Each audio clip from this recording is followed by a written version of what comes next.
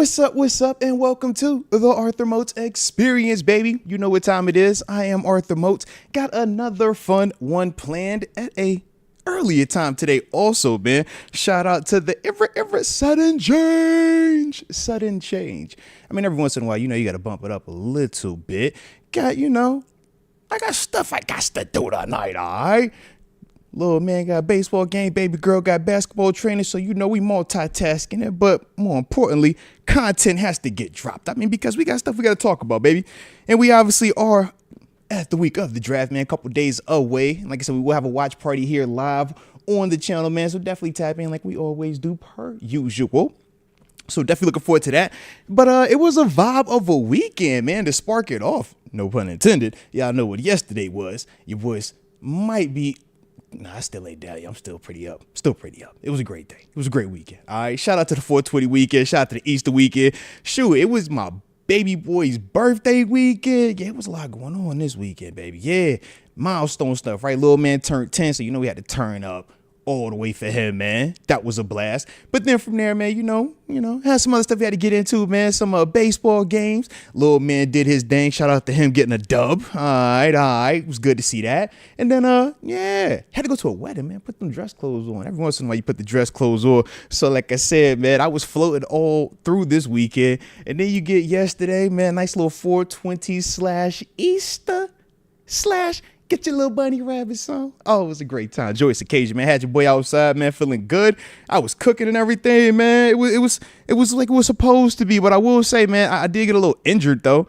I was finishing up my workout today, which was a combo of cardio and big back day. I ain't had nothing for the legs. I had legs on the weekend. But yeah, man, I was showering. My hands started burning. I'm like, yo, what did I hit? Man, we were doing surf and turf, right? So I'm over here messing with the lobster tails, cracking the tails. And of course, I tried to be, big dog, the first one, cracking it open before I cook it. And I didn't want to use any silverware. And I definitely think I didn't poke my fingers a little bit because, boy, I was like, it burns. Not in a good way. All right. So shout out to that, man. If y'all got any recommendations on, the safer way of doing that, y'all let me know. But I was in there gangster as a mug, man. And showing up and pop my fingers all up nice and prickly, man, with them lobster tails, man. But I also discovered something new this weekend. Well, I guess I ain't discovered something new, but I had to, what they call it? I had to succumb to something, all right? So it took me about 35 years to develop allergies, right? 35 years, okay? And over the past 2 years that I've been having allergies, I've been embracing it. I've been enjoying it. But I've held true, never taken any allergy medicine. All right. Up until this weekend. Yeah, that all changed, bro. I was in this thing going through it. Oh, man, the eyes were itchy. The nose was itchy. Man, my ears was feeling weird. I'm like, bro, what is this? I keep having to sneeze, but it's not a cold. I'm like, yo, what is this? And I'm like, oh, it's the allergies. Do I really got to take this L? And for sure, man, I took the L, but I had to give me with Claritin. Yeah, man. So shout out to all you allergy pill takers out there. All right. Your boy had to go ahead and tap into that this weekend, man. I was like, dang, we've really gotten here now. I felt like I was officially old. All right. Just because I used to always laugh at the people that take, you got allergy medicine? Dang, bro. That's like some old people stuff. But it was pretty cool though, man. All right. So it did work. So shout out to that. But y'all let me know in the comment section, too, of my allergy people out there with a lot more experience in this thing. Man, how y'all be handling this stuff, man? What y'all be, what y'all be using? I was over here like, all right, bro. Do you go take another shower? Do you need to just put a warm rag on my eyes? Like, It was a lot going on, man. It was definitely a lot going on with that. But, such is life. Such is life. And then y'all see me with the Norfolk State hat on as well, man. We might get a chance to talk to my dog. I'm not sure just yet because, like I said, the earlier time, waiting to hear back. But TG down there in Norfolk State, man, they had their spring game, and it was a vibe, man, from everything that I saw online, man, all the pictures and stuff following it, man. Mike Vick, obviously, in the building. Allen Iverson pulled up, man, NBA Hall of Famer. Tyrod Taylor, man, another 757 legend, man, cat that is still doing his thing in the league, man. Pulled up on him. Keyshawn Davis, man, nice little, little boxing champ going on right now. Coming for you, too. Coming for you, Tank. He's coming for you, Tank. All right. But yeah, man, it was good. I was like, yo, man, shout out to the guys. Shout out to the guys. And TG, man, y'all have been proud of how my dog looked out there, man. All right. So shout out to TG out there, man, making the big boy moves. Like I said, we might get a chance to tap in with him. Not sure just yet. Like I said, with the earlier time, but TBD. Stay tuned. All right. Stay tuned. But you guys, let me know, man, what y'all was getting into this weekend, man. How did y'all celebrate your Easter? All right. Your 420 as well. Okay, let me know in the comment section. And also, man, go ahead and drop it in the comment section where you are tuning in from, so that way we can start today's show. And of course, hit the like button one time for the culture. And don't forget to subscribe either, because today is one of them days, baby. Y'all see what's in the corner. It's a DraftKings Sportsbook day. That means today's show is brought to you by DraftKings Sportsbook, only the top rated sportsbooking app in all of North America. And I know y'all been watching the hardwood out there. Little basketball playoffs going on right now. Ton of action, ton of games, and ton of games coming up as well, right? We know we do a ton of football talk, but it's hoop season right now. It's playoff season right now. So when you talking, same game parlays, live in game bets, adjusting the odds and everything like that, hey, or adjusting the spreads, man, hey, this is definitely what you want to rock with. But more importantly, for my new people out there, shout out to the new customers. They say the only thing better than is new. All right. So with my new customers out there, when you make that first bet of $5, if you use the promo code Moats, you will receive $200 in bonus bets. So that way you can stay in the game and stay all the way active and live during the playoff time frame. But I also know, man, shoot, you can get lost in that sauce, baby. It happens to the best of us. But hey, if you do happen to develop a gambling problem, if you live in New York, you see, it's a number that you could text. But for everybody else, the digits to dial are 1-800-GAMBLER.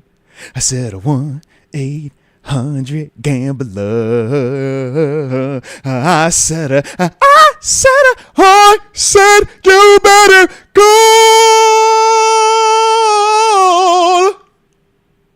1-800 Gambler.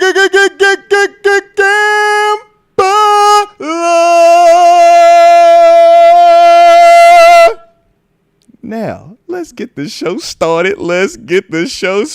Baby.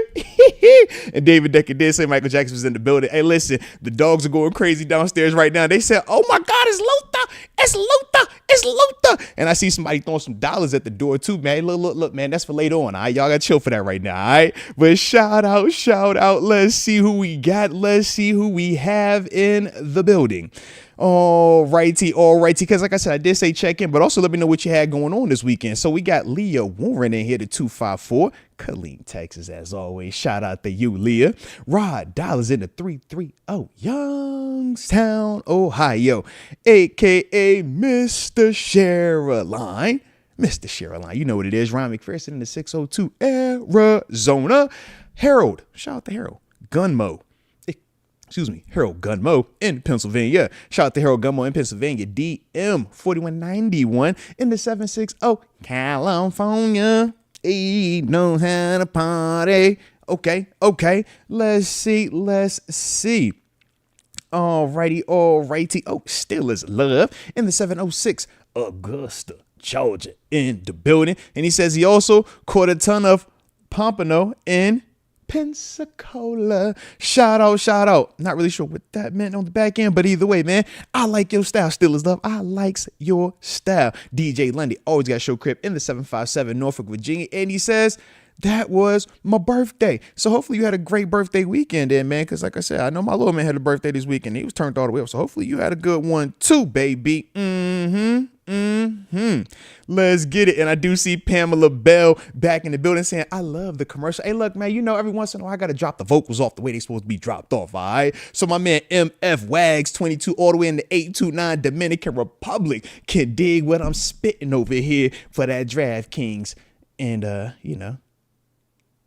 the support they're showing for the channel. We appreciate you. Oh, and Steelers Love said pompano is a fish. Oh, shout out to that, man. Yeah, I did. Man, when you said pompano, I started thinking about Kodak Black. When he's talking about pompano float, I'm like, all right, I don't know where. I know it's a location. I don't know what's actually happening, but thank you. I appreciate you on that. I learn something new every day. Let's get it. Let's get it. Josh Freeland says, finally able to catch another live show.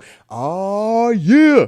From the 908 Rancho Cucamonga, California. Shout out to you, Josh Freeland. Shout out to you. And I am glad that you were able to catch this live. Like I said, man, I am going to be flirting with some different times, man, just as the spring/summer starts to pop up, man. Because, yeah, you know, I be lifing it over here, man. I be trying to enjoy the fam, especially while they still young, man. I'm like, y'all got a kid about to graduate and be out the house in 2-3 months, bro. It's insane. So I'm trying to soak up all that time I can get. So like I said, if we start flirting with some earlier times, just know what it is. But like I said, man, we'll figure out a little bit more of a situation when the season does get here, man. But y'all, you know how we gonna rock with it. And yes, Mike could a little surprise early show today. You know. So hey, man, hopefully y'all dig the earlier time for the day. He said, because y'all know we back in prime time come Thursday when it's watch party time. All right, it's gonna be a good one, man. I can't wait. We got to see who we're gonna take, man. All right, it's a lot of options on the table, and I feel like the closer we get to the draft, the more exciting it gets, man. Because it's like, oh, it's real. And we still got this whole Aaron Rodgers thing over here where it's like, oh, it's real. And we fighting the whole, all right, do we like him? Or are we gonna, no, we're too good for him? Or is it we should just wait for him? There's a lot going on with it right now, man. But that's the thing that I love about, this time of year, man. If you tapping into the show, man, if you tapping into what's happening around this team, man, you really are a diehard fan. And that's what we love, man. That is what we love. So, yes, man, shout out to my homie Mike Hood. He said, smash that like button. So you might as well do it because Mike Hood said so. You know how we feel about Mike Hood. He's one of the good ones, all right? And I will end the shout outs with the homie Miles Pressgraves in the 908. Watching. Not watching, but watching. Like WATCHUNG, New Jersey. Never heard of it, but I love it. Let's get it. All right, we got a super that just popped in. So let's see what my homie Mike, not Mike Hood. This is Let's Go UW. He says, so tell me if you've heard this story before. The Steelers need a QB in a poor draft class and reach for one on the first. Instead of addressing needs, it's Kenny all over again. Get a defensive tackle, cornerback, or trade back. Oh, I like your aggression. I like the passion. But at the same time, which position matters more? Quarterback matters more than D tackle, matters more than cornerback, matters more than any other position right now. And I get it, man. From an evaluation standpoint, yeah. Certain prospects have more positive traits than others. Certain players each and every year, man, going to have different things that they bring to the table. But to act as if, oh, man, it didn't work with Kenny. Actually, it did work. I mean, we got to the postseason with Kenny. Kenny's development, Kenny's story here, unfortunately, got cut short quick due to his own doing. But at the same time, it was like to act as if that was some disaster. I don't agree with that. Did it get you what you wanted in terms of the big ending? No, but there are a lot that has to go in, to that actually happening. But yeah, when you are in these situations, you don't really have that option to say, man, look, it's a poor quarterback class. Let me go draft that guy first. That's cool until you put that guy out there, but we don't have anybody that could drive this car. You got to find the quarterback position. Hence the reason why Aaron Rodgers is heavily a part of this conversation. If Aaron Rodgers gets, the urge to call ahead of time before Thursday and say, all right, man, I'm here, I'm locked in, then great problem to have, all right? Then you can do the whole, all right, let's not worry about the quarterbacks. Let's talk D-tackle, talk cornerback, or even trading back. But to act as if you're just going to go into this season with the quarterback room as it currently sits and think you're going to have a better long-term result, I don't agree with that. Heck, Kenny Pickett was still a first-round quarterback by us taking him, and he still, like I said, got us to the postseason. At least one of them years while he was here, man. It was a part of it. Wasn't him all exclusively, but he was a large part of that season. So that's my only issue in terms of that thought process, because we don't have the luxury right now to say, all right, well, yeah, we don't need that. Even with that year, we still took Mitch Trubisky. We signed him 2 minutes of free agency opening up that year. So we had some type of like, all right, this is the insurance if that doesn't work. Right now, our insurance is Mason Rudolph and Skylar Thompson. it's just hard to have a ton of confidence. And the Don Hefe Quan, listen, man, he might want to tank, but I don't think Let's Go UW is on the tanking vibe. I don't think that's his energy, man. So to me, I'm just like, I don't like that process, or at least going that route with it, man, because to me, it comes off a little bit as, man, it didn't work with this one, so we're not worried about quarterbacks. And it's like, no, you better worry about quarterbacks. It's the reason why every year them dudes go early is because you have to figure that position out before anything else, man. If you don't figure that out, then yeah, we've seen what this looks like when you try to go up against the teams that does have that quarterback. So that's why you constantly see the different versions of it. All right, do you spend a ton of money on them? Do you draft him in the first round? Is it a mid-round or a late-round guy, right? And we're all trying to find that guy. Or do you got to go buy it in free agency? We're all trying to find that guy. But to act as if, man, we could just look elsewhere instead of there first for us, I don't personally think that that's, the best way to go about it. Just because we're not a team that has low expectations. We're not a team that will, even fan base-wise, y'all already proven this multiple years. We're not patient. We won't sit here and just allow mediocre, it's up and down, up and down, up and down. All right, we're teetering at 500 or even below 500 throughout the whole year. Nah, y'all not going to go for that. People calling for heads, man, after 10-win seasons. We ain't got time to play that game, man. So, yeah, you figure it out, man. If you got to draft with them dudes and now it's made a best man win between first-round quarterback Mason and Skylar Thompson, cool. But you got to do something. Because as it currently sits right now, there isn't enough production in that room to date. Not saying that it can't change. Mason could develop overnight and become a 4,000-yard passer, 30-touchdown guy. Heck, a 3,000-yard passer, 30-touchdown guy. But up until this point, we have not seen him do that, nor Skylar Thompson. So to just act like, man, we could just take our time with it, I don't agree with that logic, man, at all. But we will see, man. We will see. All righty. And I do get it, man. I know you say, outside of Cam Ward, none of these guys are going to do better. I don't think that's the case, though. I think that our situation is a little bit unique. And honestly, you could take a guy. We brought up Shedeur. You bring up Jackson Dart, right? Both of those guys, in my eyes, in our situation, could still have better rookie years than Cam Ward in his situation. You know why? Because he's going to a lot worse of a team. When you talk Tennessee is not on paper better than the Steelers. Roster-wise, talent-wise, acquisitions. Right? So when you put a Jackson Dart or a Shedeur in a situation where you have a little bit more stability around you offensively and defensively and at the coaching position, that's going to help you out a lot more. So I just think that when we are talking these prospects, if we're looking at them as who can go into a dumpster fire situation and elevate it, nah, not all of them are going to be able to do that. Cam Ward, great. Hey, go for it, man. I wish you nothing but the best. But to act as if you don't see plenty of other, examples of where guys have come into situations where they're stacked around them offensively and they come in and have some of their best production. Heck, we talked about Justin Fields last year. You could bring up Sam Darnold. He's another poster boy for that. These are just recent marks, right? Recent marks. We bring up Nick Foles, man, in terms of historic greatness moves, right? You get into the right situation with the right pieces around you, man, you can win. You can definitely do that. You don't have to be the greatest. Brock Purdy's another one, right? You don't have to be the great. If you could just get into the system, man, and just do your part in there.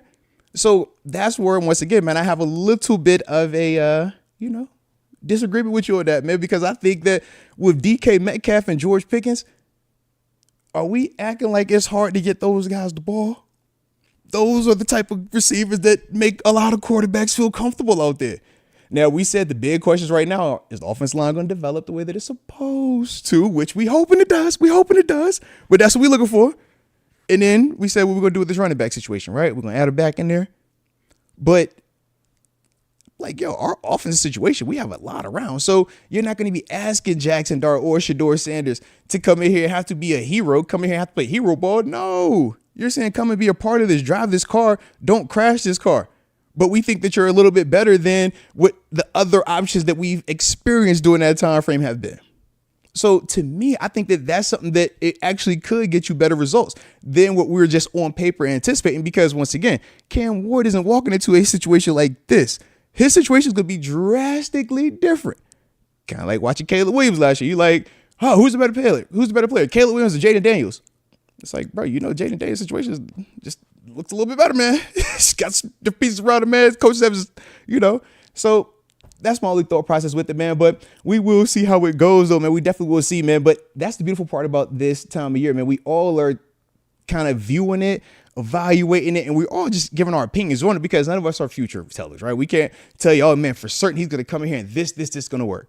We could talk probabilities based off of what the tape says, based off the numbers, based off of history, but none of us know 100%. So we're going to find out, man. But that's the beauty of it, baby. That for certain is the beauty of it. And y'all already know the drill. Don't forget to hit the like button one time for the culture and subscribe if you are new to the channel. Back on that orange Gatorade today, too. Shout out. And yes, ladies and gents, yes, you do see the t-shirt, man. Don't be having your brain on drugs, all right? Y'all know what we on, man.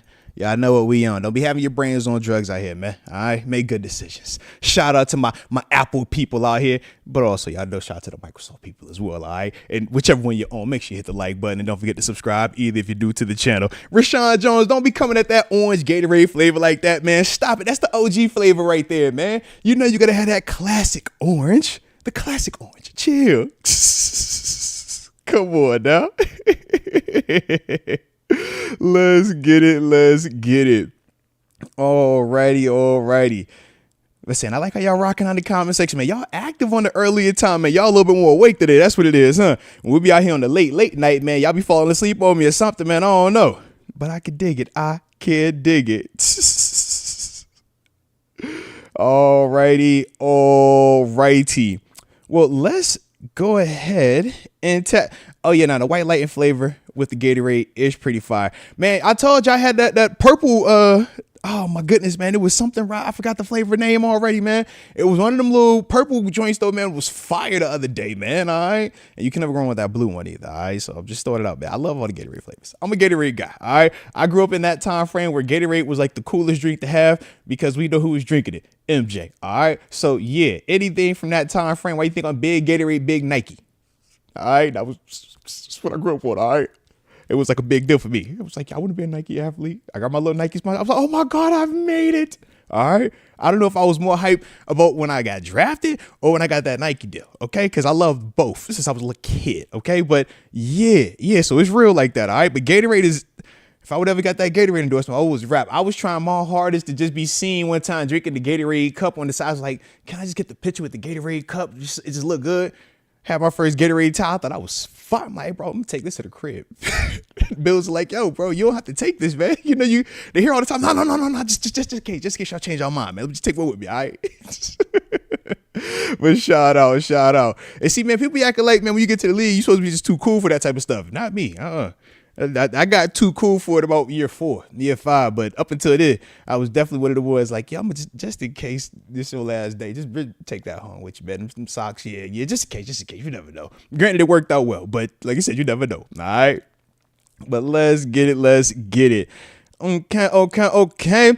So I think we'll go ahead and tap into our first topic as I'm looking through the chat because we over here rapping about our Gatorades and stuff like that. And I know we're supposed to be talking Steelers content. I get it. I know. And I've seen the complaints. Oh, trust me, I've seen the complaints. Oh, the show. It's not the same. Oh, the band's broken up. I get it, man. I get it. For some people, the change is too much. It's too much. And we wish you nothing but the best. Remember, man, nobody's making y'all tap into any of the shows, baby. All right, it ain't either or. But I get it.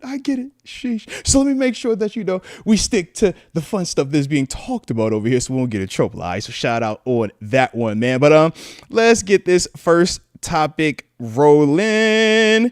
And this is one I was thinking about over the weekend, man, because obviously with the draft coming up, man, did want to just, go back and do one of them things where we talk about all-time status, right? Because every single draft, and we talk about which guy's going to be the one that changes the franchise, man. Which guy's going to be the one that comes here and breaks all the records, leads us to all the Super Bowls and everything, etc. And it's always fun when we get those guys, that excitement that comes with it. So I just figured, man, why don't we actually, as a class today, go through each round of the draft, man, from the Steelers historical perspective, and talk about some of the guys that were drafted in the first round and who we feel, is our overall round 1 guy that we taking. Same with round 2, same with round 3, round 4, round 5, 6, and 7. All right. And like I said, man, it was a lot of legendary guys, a lot of names, man, to all the various positions, man, and all the various draft spots. But like I said, for me, man, figure, man, this would be a fun one to go ahead and get off our chest today, man. So you already know to hit the like button one time for the culture and subscribe if you are new to the channel. All righty. So, man, when we talk, actually, I should ask y'all. Let's keep it interactive real quick. Y'all want me to start at round 1? Or y'all want me to start at round 7 and work my way down to round 1? All right? Because, yeah. And let's go UW. I see y'all saying in round 1. All right, so y'all want to start round 1 or we're going to start in round 7? Y'all let me know, man. Round 1 or round 7? Which one we feeling?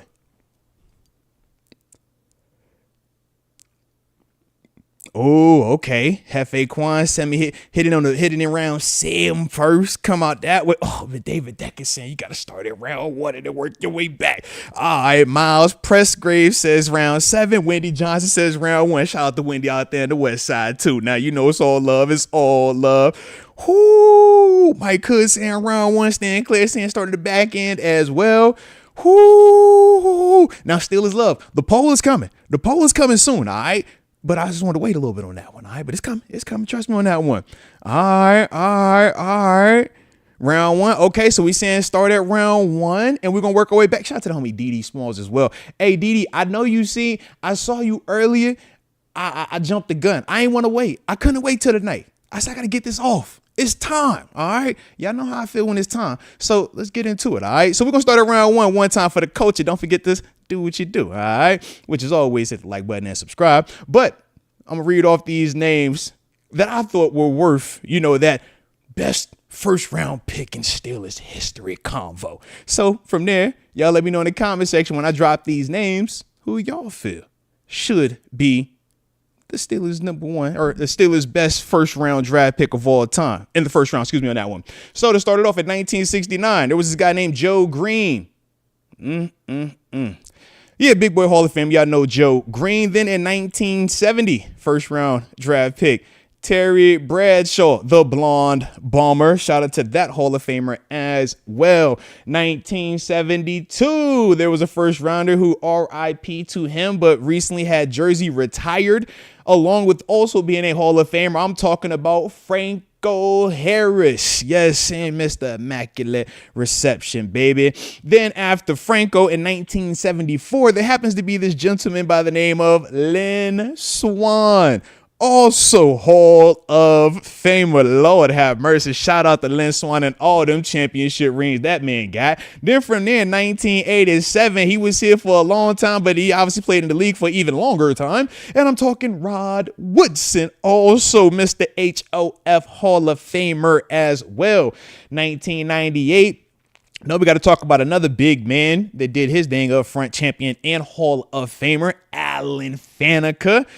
Whoo-wee. Now y'all know how I feel about this next one here, because it's one of my former teammates right here. I'm talking 2003 first rounder Troy Polamalu, Hall of Famer. Y'all already know how we feel about TP. Then you can't talk first rounders in Pittsburgh Steelers without talking about that guy that we took in 2004. Oh man, I'm talking Big Ben Roethlisberger. You gotta bring up him. He's heavily a part of the conversation as well.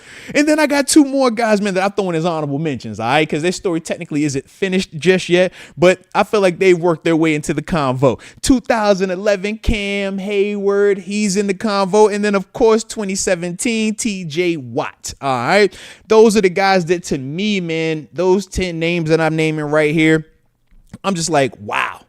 Right? Wow. We're talking Super Bowl champs. We're talking gold jacket guys, man. We're talking multiple of these dudes having jerseys retired and just a ton of absolute dominance throughout this process. And it was funny, man, as I was reading off some of these names, I did see you guys in the comment section. Y'all guys first start off and you're like, yeah, man, it's definitely Troy. It's got to be Troy. Then I drop Joe Green. You're like, oh, no, it's got to be Joe Green. It's got to be Joe Green. Then we start dropping some other names. I'm like, yeah, you bring up Big Ben. It's like, oh, what about Ben? What about Ben? It's like, yo, It's some dudes. I saw some Francos in here too, because I know a lot of y'all love Franco, especially the OG class, man. All right. Franco, Mike Hood was a big Franco guy, see, but Steelers love. And Mike Hood also talked about Joe Green as well. I mean, it's hard. So y'all let me know in the comment section, man. How y'all feeling? David Decker bringing up the blonde bomber. Mr. Terry Bradshaw, come on now. But I'm like, yo, we got Troy Polamalu. Like, y'all know Baby Jesus. Y'all know TP, man. That's one of them ones right there. With the hair. Mr. Head and Shoulders. Oh, baby. I mean, because like I said, with these guys, outside of what, Cam and TJ, pretty much every other person up here, we're talking about being Super Bowl champs. We're talking all-time legendary stats. We're talking Hall of Fame gold jacket guys. And to me, man, obviously, I don't think there is a bad pick when you're talking about who should be the guy that when we roll out and we say this is the best Steelers first round pick of all time. I don't think you can go wrong with any of these names because obviously we're all going to feel some type of way. When you bring up Terry Bradshaw, you talk about what he meant offensively. You talk about the Super Bowl championships. You talk about him being the leader during that time frame offensively. But then you talk about Franco Harris, man. We know what he meant. Anybody that talks about Franco back then that actually got a chance to watch him, they speak of this dude in a legendary style. Lynn Swann, come on, man. Watch my man work. Come on, man. But we could go down the list about all these guys. But to me, I have to go Joe Green, man. Obviously, man, when you got the head honcho who said, hey, man, when I think of what a Pittsburgh Steelers is, this is what it is right here. It's like, yo, that's mean Joe Green. Like, I mean, my man was on defense playing D-line having a Coca-Cola commercial, bro. Just think about it. And he was actually a real life meanie, man. You see some of the clips, man. You see how my man stumping on people, doing all type of wild stuff. Like, I love all of that, man. But still being highly respected, man. And to me, I just think that he's one of those guys that you can't talk the Pittsburgh Steelers without talking Mean Joe Green. And when I think of all of that, man, I'm like, yeah, it's got to be Mean Joe because he represents it the way that it's supposed to be. And we also say that he was the turning point, too, for the organization, right? Up until him getting here, man, struggle getting our head beat in. But, you know, his class in 1969. And then from there, you get Terry, you get Franco. You start to get all these other guys coming in as well. And it really just changed the Steelers to the organization that we know it to today as one of the best franchises in all of sports history. Mean Joe Green is a part of that foundation, man. You can make a case that he is the cornerstone to that, man. So yeah, to me, man, I gotta throw Mean Joe Green in there, man. But y'all let me know in the comment section, man. Let's see how y'all feel about that first round, man. Who would be your guy? All right, let's see. All right, Don Hefe Kwan says Joe for him. Got to be Mean Joe. Steelers Love says Mean Joe was the foundation. Mike Hood says number one, got to be Joe Green. All right. Stan Clare says Troy was Troy. May as well call him Achilles. Yeah, Troy was one of them dudes, man. Wow, man, out there, man. I'm trying to tell you, man, he was an absolute problem out there, man. Oh, and Rashawn Jones also brings up Troy, and he says it was just fascinating because he was able to get a Defensive Player of the Year award at safety. Just as impressive player, man. But yeah, might go either way with Joe. And trust me, I feel you on that, man. When I think of TP, when I think of Troy, man, what he did on the field, insane. But then I also, you know, because like I said, man, I was his teammate and getting a chance to see some of the off the field impact as well, man, and just how genuine he is across the board. But like you said, at safety, where it's typically a different position, man, you could typically avoid those guys or, you know, go to different sides of the field. But the way that he changed how we view safeties, I mean, this guy was jumping over centers on QB sneaks and getting, you know, tackles for loss on big time plays after big time plays. Just his ability to dissect and take chances, man, but also be just a brilliant football mind. And that's why a lot of that turned into success right there, man. To me, I absolutely love that. So I could definitely see where people are rocking with Troy or that.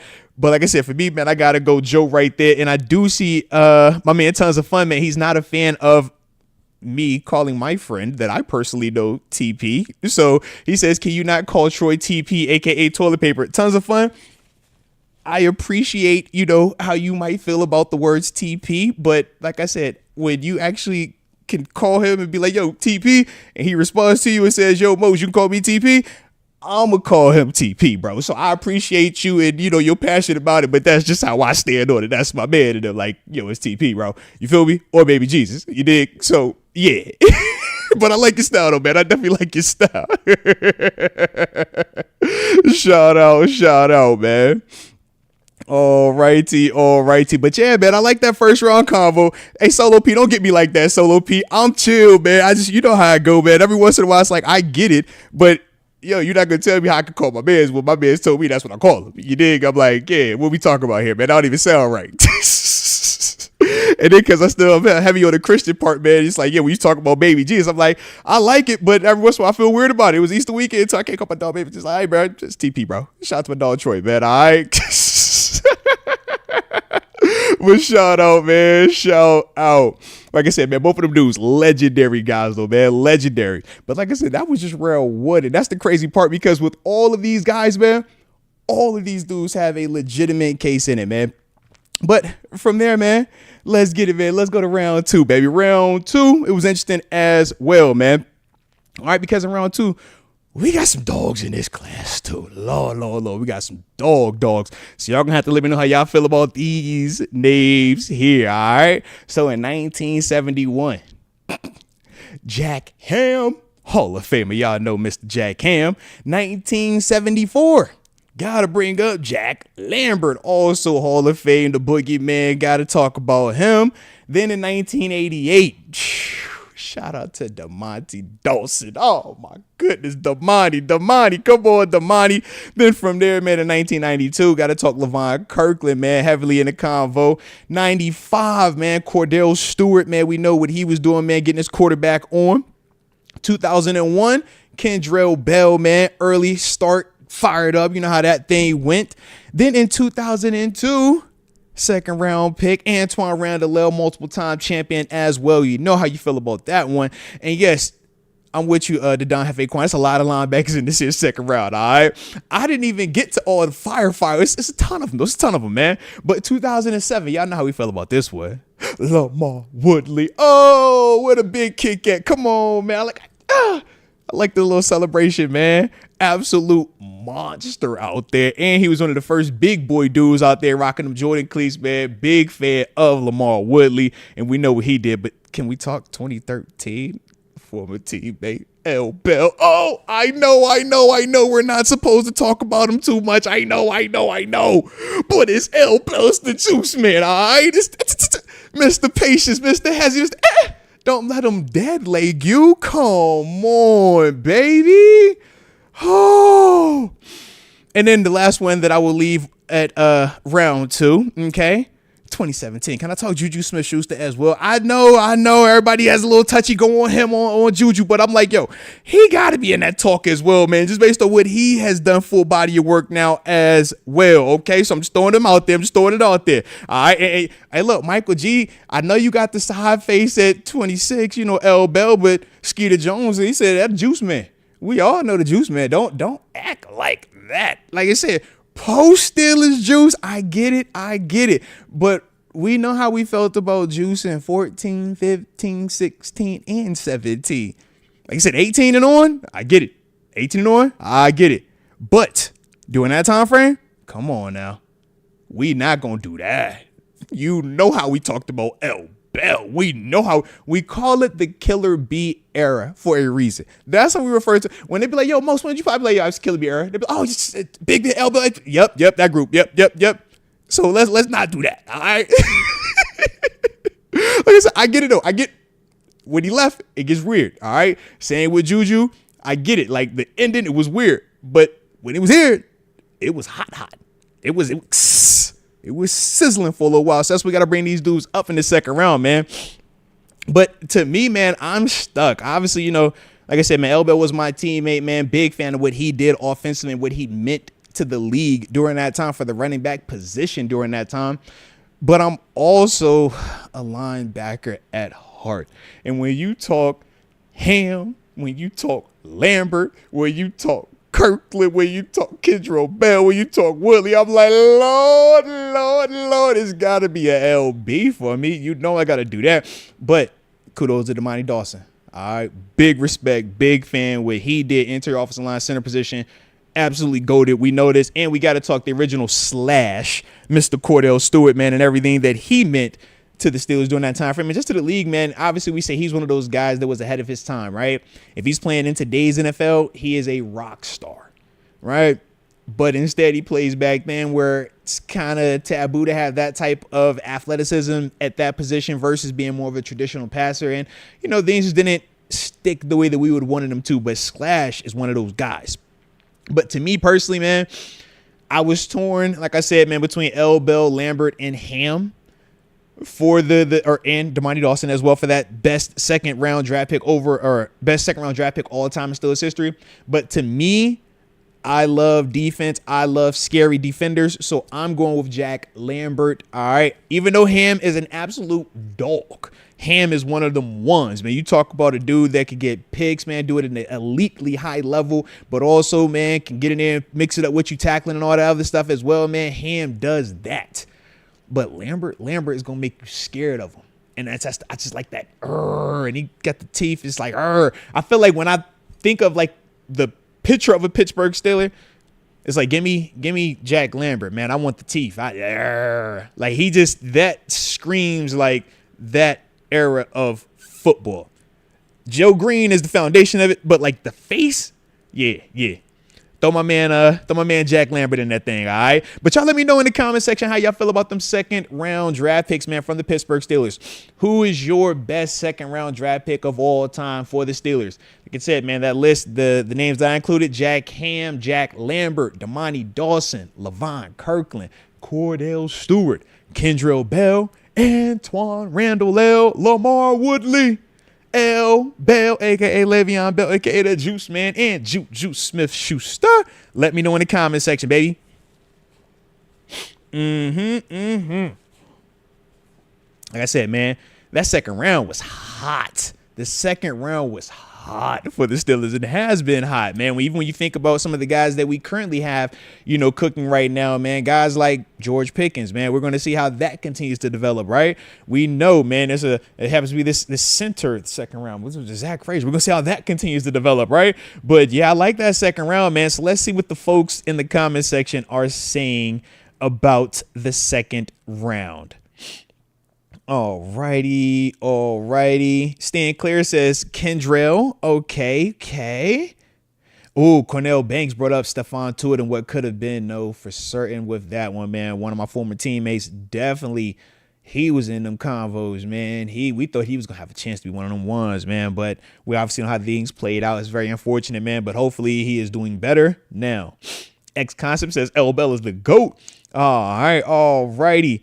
Oh, Steelers Love says, I vote Kendrell Bell. Okay. Mark Cunningham says, L. Bell was my guy, was on a Hall of Fame track before he left. No, that's big facts on that. And I think Michael G said he broke my heart. He broke my heart too, all right? He didn't break my heart because, how he left. He just broke my heart because I had to leave first. I'm like, no, man, we're supposed to win us a championship together, man. But dog got hurt. Wrong time. Lord, man, because he had us going, bro. We felt great that year. Oh, man. But such is life. That's what X Concept says. L. Bell single-handedly won us 2 playoff games in a row. That's what I'm like, yo. We rode out there to Kansas City, man, when we scored a touchdown, but my man was the absolute monster. All right? We know what that was, okay? We know what he did. We know what he could do. It's L. Bell's the Juice, man. That's what I'm like, yo. To me, I hold Juice Man up in a high regard, man. All right? It was just unfortunate, man. Got hurt wrong time, man. But I've seen a lot of L. Bell in here. A lot of L. Bells in here, man. Okay. Tons of fun. Why you playing, man? Sinclair's Ghost. That's one of my former teammates too, man. Just gotta stay healthy, man. Gotta stay healthy. Stop this though, bro. It's a lot of. Hey, look, I tried to not do that because I know how y'all be. I know how y'all be getting. Y'all bring up some names. Like, hey, man, don't do that. But it's okay. I see a lot of L Bells though. Okay, so it looks like the congregation is feeling more L Bell for their, greatest Steelers second round draft pick of all time, man. So I can definitely dig L. Bell from the congregation. Like I said, for me, I got to go with Jack Lambert, man, but I like your style on that, man. So now let's get to that third round. Yeah, that third round about to get real. So you might as well hit the like button and don't forget to subscribe either while we tapping in on this here third round. All right. So in 1969. We just had this dude on the show, man. Steelers Hall of Honor, along with, man, multi-time Super Bowl champ as well. I'm talking about John Cole, man. We know what he was on in the third round. Then in 1970, they changed the rule because of this, man. You can't bump a guy after 5 yards. Get your hands off of him. I'm talking about Mel Blount, Mr. Hall of Famer, Mr. All-World. Y'all know what he is. 1990, Neil O'Donnell. All right, shout out to Neil, man. Y'all know what he did, man. Ton of production, man. Led the team to a Super Bowl appearance. We know it wasn't the best, but out of the third round, we got to acknowledge that. 1994, y'all know the guy Jason Gildon, right? I know y'all have heard of Jason Gildon, an absolute dog. Shout out to JG on that one, man. Then from there, man, in 1998, Hines Ward. Come on, man. Y'all know you got to talk Hines, man. Hines, they still got him waiting to get into this hall, but y'all know his body of work. Y'all know, more importantly, his postseason body of work as well, man. And he got some of them nice hardwares with them Lombardis and some of that MVP stuff with him. Or excuse me, not MVP stuff, but some of his big boy production with him as well, man.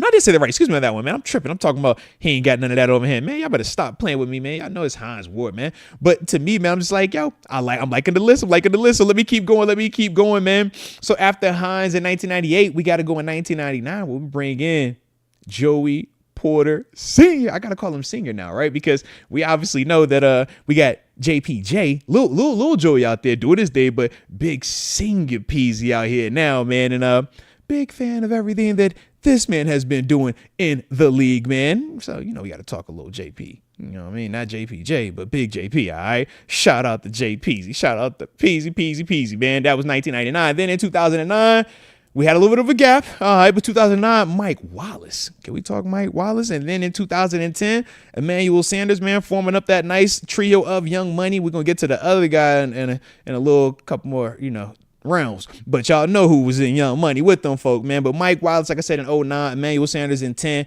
Obviously, Emmanuel Sanders, man, Super Bowl champ, highly productive guy, both of those dudes. 2016, man, got to talk Javon Hargrave. You know, X-Concept, you know I was getting a Hargrave, baby. Don't you trip, baby. Don't you trip. X-Concept, hey, bro, what about Hargrave? You know I got to talk Wob. That's my guy.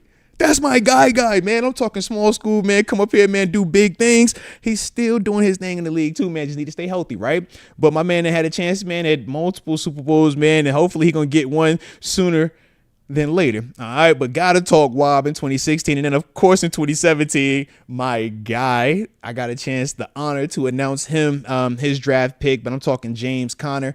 Man, what this dude has been doing, man, since coming into the league. We obviously know what he did in Pittsburgh following L. Bell. And what he's still doing now in Arizona, man, making a nice case for himself, man. And look, I just like what I'm seeing with these dudes, man. I'm liking this third round, man. Hey, y'all funny. I was looking at the Neil O'Donnell, man. Let's go, you dumb, man. Call my guy double agent. I get it. All right. I get it. Dale had one of his worst moments, you know, on the biggest stage. It's hard to play like that in the Super Bowl with everybody watching, all the hopes and dreams, and then yeah, you make Larry Brown a household name, but for the wrong reasons. All right. So I get it. I definitely get it. But I just had to include him because when you're in the third round and you do have the all-time numbers that he does have, man, it does warrant the conversation. All right. The consideration as well. But to me, man, I was stuck, man. I had a little bit of a three-headed race with this, man. As much as I love James Conner, I feel like his time here was a little bit too short. The same with Hargrave. And honestly, my receivers, Mike Wallace and Emmanuel Sanders as well. The guys for me, though, Skeeter Joe, stop playing. Talk about Mason saving Christmas. He had a first-round grade, too. Don't forget that, all right? He could be honorable mention. I throw him in the honorable mention category. But to me, man, I was torn between Mel Blount, obviously, Hines Ward, Peasy, Joey Porter, and Jason Gildon as well. All right. I love my linebackers. I love my defense. Kobe is heavily in that convo too. But to me, I just thought that with the guys like Mel Blount, Peasy, Hines Ward, I thought they elevated a little bit more. Obviously, getting some of the individual accolades and stuff that come with that. And Jason Gildon, man, for a long time, that was the all-time Steelers sack leader, right? So when you talk about sitting atop that list with some of the names, he is a part of that thing right there, man. So to me, I'm going Mel Blount because, like I said, man, when you make the league change a rule and not just change it on a temporary vibe, this has been changed forever, it feels like. Since I've known football, this rule has been intact. And this rule starts because of Mel Blount. And we've seen just the impact that pass interference or illegal contact downfield still has in the game today at all the different levels, man. Mel Blount is one of those guys. When you talk about not just, the individual accolades, right? Hall of Famer, Player of the Year, and all these other accolades, but he also has the team hardware to go with it, being a multiple-time Super Bowl champion. And the dude still looks like he could play, man. I'm telling you, I walk by him, I see him, I'm like, bro, why are you so big and still in great shape? And you're old enough to be like my granddad. Like, bro, it's crazy. But like, he's that type of guy, though. You know what I mean? When you're talking about Mel Blount, man. So big fan of him, man. And that's why I have to put him as my guy. But let me see what y'all got in the comment section, man. Who is your Steelers all-time third-round draft pick, man? Like I said, John Cobb, Mel Blount, Neil O'Donnell, Jason Gilden, Hines Ward, Joey Porter Sr., Mike Wallace, Emmanuel Sanders, Javon Hargrave, and then, of course, James Conner. All righty. Steelers Love says, man, Hines Ward, that's the Super Bowl MVP. And the crackback block rule was for certainly because of Hines. You're absolutely right about that. Yeah, man, I tell you, man, I've told the story before, but first time I played against the Steelers, man, 2010, Hines Ward is out there. And I remember the whole first half, petrified for my life because I didn't want to get my jaw broke because he had just broke my man over in Cincinnati's jaw. Was it Keith Rivers, the linebacker? And that's all I kept thinking. I'm like, bro, please don't hit me like that. And I remember seeing him at halftime. This is a true story. We're going into the tunnel at halftime, and in Buffalo, everybody goes into the same like tunnel to get to the locker rooms. And I'm walking next to Hines up the field, and I remember being so excited because I'm like, it was Hines Ward. He had the big boy smile like always. And I'm like, hey, yo, man, big fan, please don't hit me, bro, like that. I know how you do. Don't hit me like that. He just smiled. He was like, you good, man? And just kept jogging off, man. And I remember the whole game just thinking of that. So trust me, I am very much aware of that rule, man. It's very rare where guys make me feel on edge when I'm on that field. He was one of them ones, though, man. I was just like, bro, where is he at? Before every play, you're like, where is he at? Because he's going to hit you outside there, and yeah, he hitting you up high. It's rough. So for a fact, man, big Hines Ward fan. All right, Mike Hood says, love Joey Porter in all respect, but Hines for sure. All right, Skeeter Jones says, Hines Ward was a killer. Yes, Steelers love Ed Reed took one from Hines. You think I ain't see that one? I saw that one too. I remember all them. If you play defense and you're playing the Steelers when Hines Ward was on the field, your head better be on a swivel for Hines. You're like, yo, where is 86? Where is he at? Is he on this side? All right, cool. I need to know. Bro. And he was a Super Bowl MVP. Stan Clare says Mel Blount was an assassin out there. Absolutely, man. Absolutely. The Don Hefe Quan says it's got to be Mel automatically. I can dig that as well, man. He said these are some dudes, man.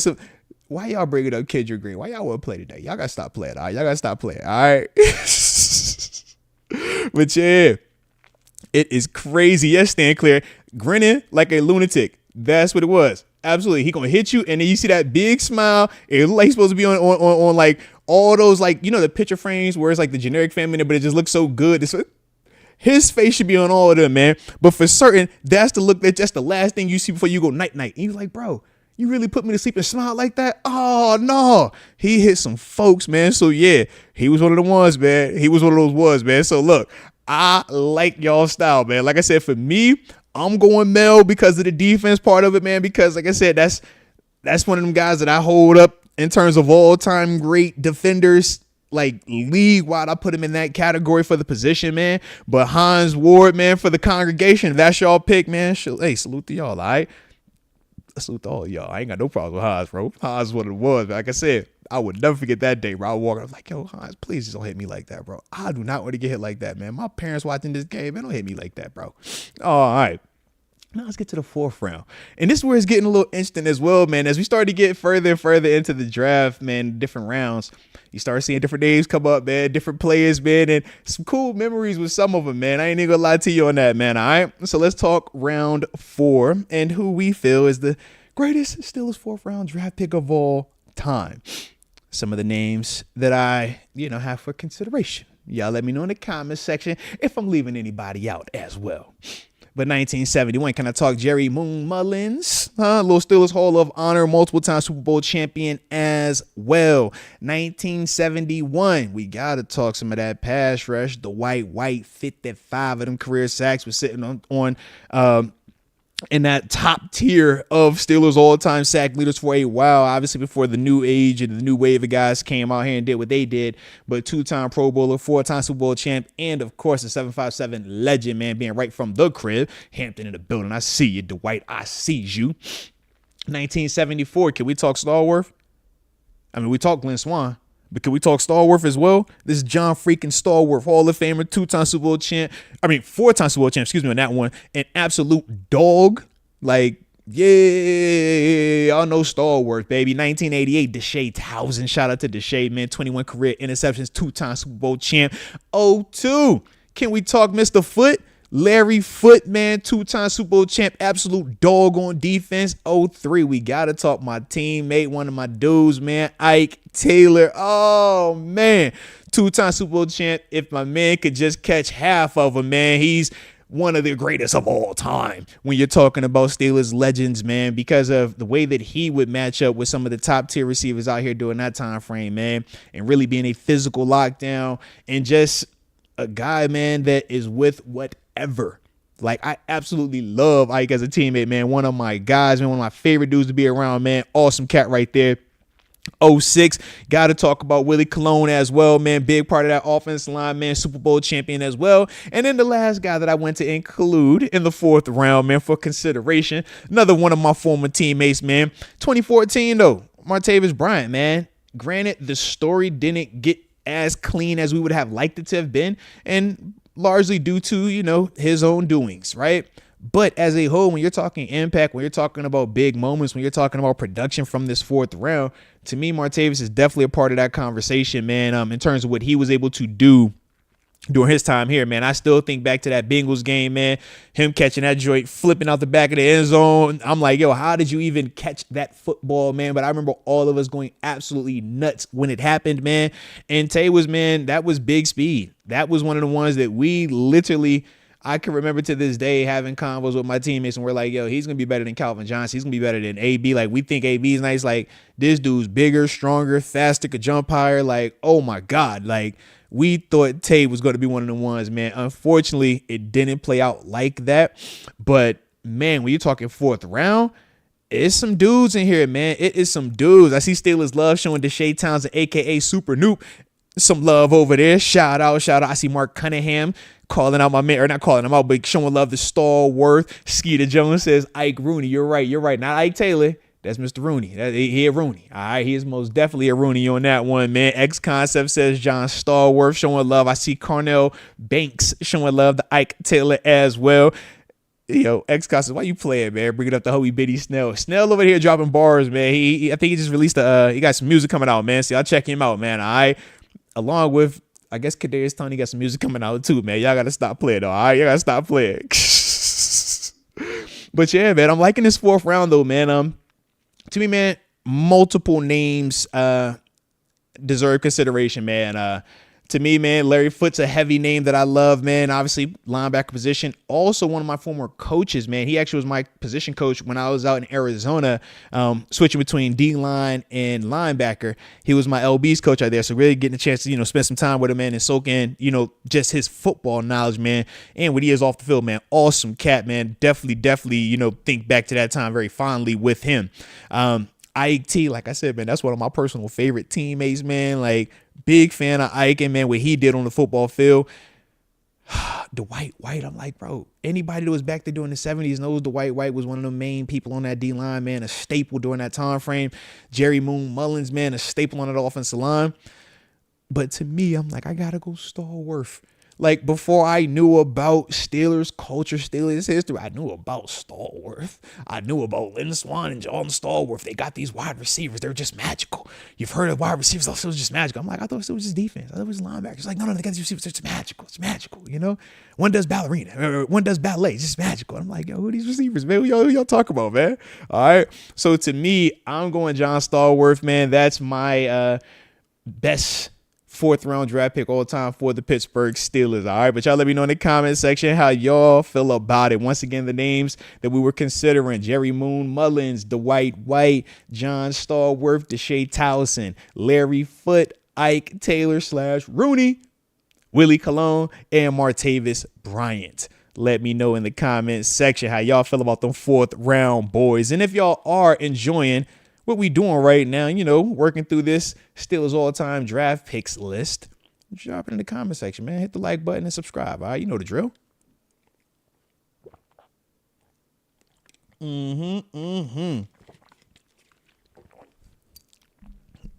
Mike Hood says he likes Larry Foote, but ultimately says John Stallworth is fire. I would agree. Shanae, yeah, I think it's it. Yeah. Or no, is that Cheyenne? I think it's Cheyenne. Yeah, I could be off. All right, I'm probably saying this wrong, but I'm going to say Cheyenne Law. I might be off, all right? But they saying Ike, Larry Foote, John Stallworth. Absolute crazy lineup. And I would agree. I would most definitely agree. These are some names, like I said, this is in the fourth round. When you start getting down into the thick of the draft, you're like, man, to find that gem in that round, wow. Cheyenne, I was right. Hey! All right, shout out to you, Cheyenne. I appreciate you making sure I had it right there. All right, shout out to you. I appreciate you from the heart. All right. But yeah, man, I like this list. So I'm going, like I said, Stallworth. Looks like the chat as a whole, we're leaning more Stallworth, even though Ike and Foote got considerations. All right, so we'll say receiving votes. All right, they were receiving votes, but ultimately Stallworth is who we agreed upon as a consensus. Okay, now it's time for that fifth round. Woo-wee. All right, and it is cool, man, when you just talk about as the draft gets later and later. Not every team historically is able to say we got this guy in this round and he's a Hall of Famer. This guy in that round, he's a all-time great. Like, we literally go down the list and we're like, yo, the amount of all-time grace we have at all these different rounds is insane. So that's a true testament to the Steelers, man. So shout out to those guys, man. And just all the different players, man, that have been a part of, you know, creating this legacy and creating what we currently see today, man. The guys that we love and we watch now all, you know, are standing on the foundation and the backs of some of these guys, man, that were out here in the 60s and 70s and so forth, man. So we love that. We want to make sure that we do pay some respect to them, man. All right. But, round 5. Okay, round 5. Here we go. Shout out to the 4-time Super Bowl champ and a baller at multiple positions, man. Tight end and offensive line. I'm talking 1971 fifth rounder, Larry Brown. Shout out to Larry, man. Let's go. All right, 1974. Can I talk the fifth round and not talk Mike Webster? Come on, man. You know we got to talk Webby. You know we got to talk Mike Webster. Oh, man. Look, before I even knew who Mike Webster was, I knew who Mike Webster was, okay? Before I even knew who he was, I remember I freshly signed that contract to come to the black and gold. I was like, man, I done wore 52 my whole life. Since 9th grade, 52. You get to the league, 52. I get Pittsburgh. I'm like, yo, just signed my deal. Let's see, nobody got this number, man. What's up with 5'2"? Off limits. Don't even think about it. Huh? I was like, oh, I've never heard this before. Off limits. Don't even think about it. I was like, yo, it was crazy. And I was like, yo, why is it off limits? It was like, it's off limits. Now I look up like, oh, that's why it's off limits. I got it now. All right. So yes, man. Shout out to Webby right there, man. I felt bad for even asking. I'm like, you know what? I should have done my homework, man. In fact, this is how I felt. Y'all remember a year ago when Pat Peterson signed here and he had the jersey swap, but he had him in the number 7 black and gold, and everybody on social media went and crucified him like, yo, what are you doing? You will never be in that jersey, boy. You are crazy. You will never be. That's how I felt when I just asked on the phone. I'm like, hey, bro, why can't I get fit? What's over 52, bro? Nobody has it. It's off limits. When I found, I was like, oh my God, I can't believe I said this. I'm so sorry. So yeah, man, you know we're gonna talk Mike Webster, baby. So shout out to Webby on that one, man. Alrighty, 1980. Got to talk about one of my good friends, man. Legend, R.I.P. man. In 2 games, Craig Wolfley, man. 100+ career starts. We obviously know, man, what he has meant on and off the field, man, to the Steelers, and what he did in terms of broadcasting as well, man. Love that dude, man. Like I said, R.I.P. to Craig Wolfley, but we had to bring him up. Then in 1987, Hardy Nickerson. Got to talk Hardy, man. We know a lot of his success was down in Tampa, man, but 5-time Pro Bowler, 2-time All-Pro. Still had to start somewhere. He got to start right here in the black and gold. So, like I said, man, got to talk about Hardy Nickerson as a 5th rounder. 1990, I know y'all remember this name, Barry Foster. Shout out to Barry Foster, the 2-time Pro Bowler and All-Pro.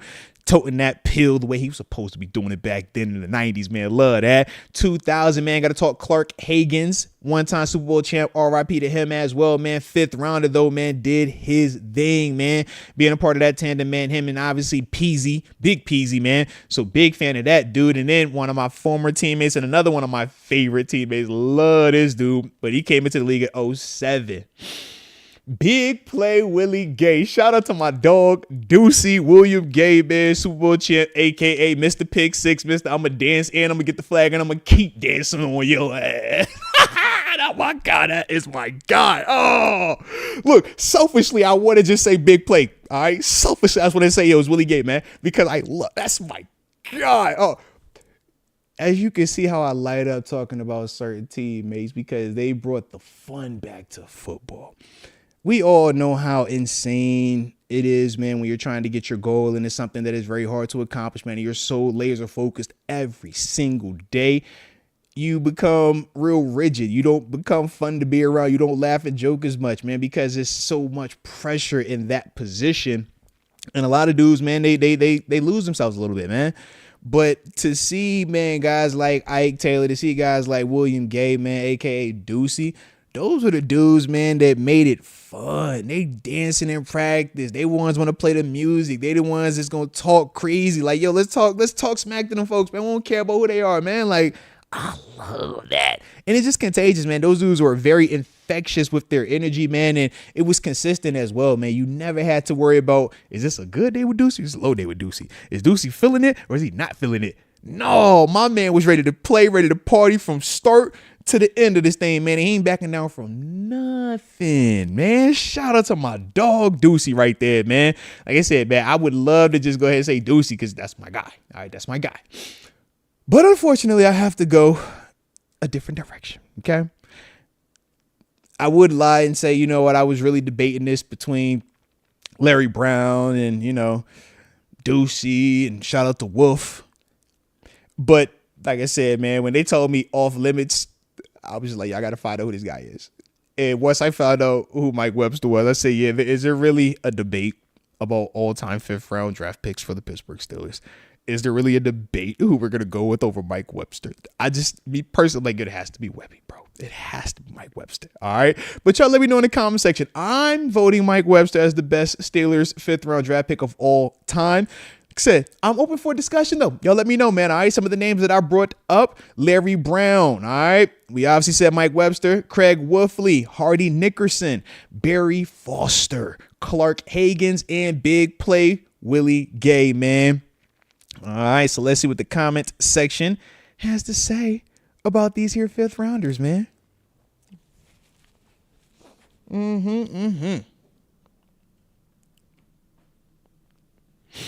Alrighty. Michael G bringing up my man Barry Bananas Foster.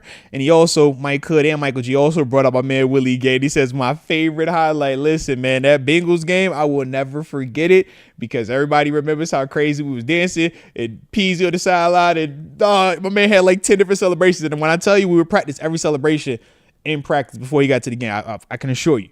All right. That was the year of celebrations. That was the year of fines. That was the year we're going to turn it up. All right. You think you think that Cincinnati game was nuts, man. You go to Atlanta, he get the pick 6. We all in that end zone doing this again, all right? You gonna dance for Deucey, man. Deucey gonna make you dance, bro. That's for certain. He gonna do that, man. Every single time, man. Every single time. Alrighty. Let's see who we seeing in the fifth. All right, I'm seeing a lot of Webster. A lot of Webster. X Concepts does show love to Wolf. He says for off the field, Wolf. And I'm with you on that, man. Off the field, what Wolf did as a contributor to Steelers Nation, from the, media, broadcasting, radio perspective, game day, analysis, color commentary, him, Tunch, Billy Hillgrove. We know the history of Wolf on that microphone, man. 1,000%. 1,000%. Alrighty.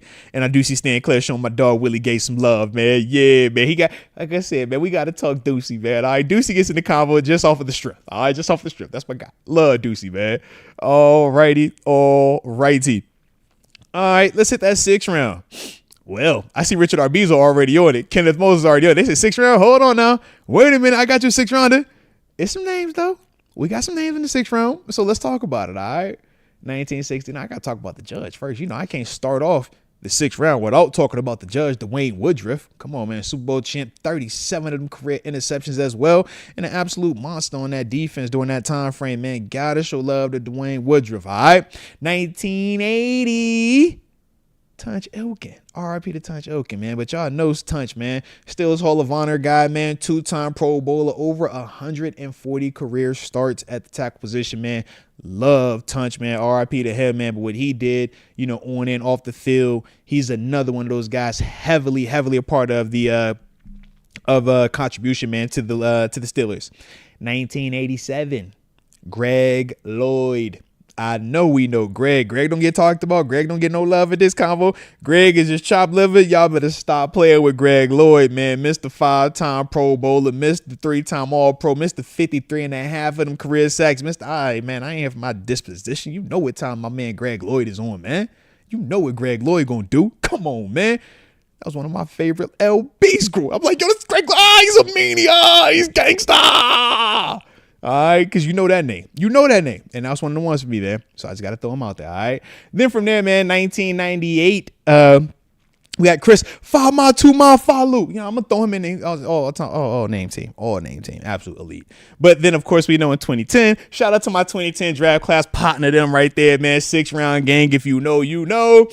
But yes, y'all might have heard of this guy, Antonio Brown. Yeah, A-B for certain, man. He is. Listen, if I was full blood, then I would throw my name on this list too. All right, I see y'all in the comment section. Shout out to Andre Anderson. All right, shout out to Andre. But I'm on the Bills. I gotta be on that one. All right, I wasn't lucky enough to get the call from the Black and Gold. All right, I'm gonna be on the free agent convo. All right, free agent signing convo. Just loose. Just honorable mention me. All right, give me a contributor on both sides. All right. Full body of work, me, okay? Give me the combo, all right? But that's the free agent combo, all right? We ain't there. But 6th round, man, Antonio Brown got to be in that combo, man. We know that's he's arguably in the combo for all-time greatest 6th round draft picks if it wasn't for Tom Brady. That's how I feel about AB, man, in terms of what he did on the field. It's just Tom Brady happened to be in the 6th round as well. Otherwise, Antonio Brown, to me, would be the greatest 6th rounder of all time, okay? But then from there, man, the last one I'll bring up is in 2013. Another one of my former teammates, man, brother of mine, man, Vince Williams, man. You know what Vince gonna do, aka part of that Killer B. Big boy hitting him downhill, rushing him, getting big boy sacks from the interior LB spot, one half of the Shake and Bake gang as well. Yeah, gotta talk Vince, man. Obviously, we know what he's doing now on the coaching side as well, man, transitioning. But yeah, that 6th round's fire. Like I said, I know who a lot of us are feeling. It's no surprise because we know what he did on the field.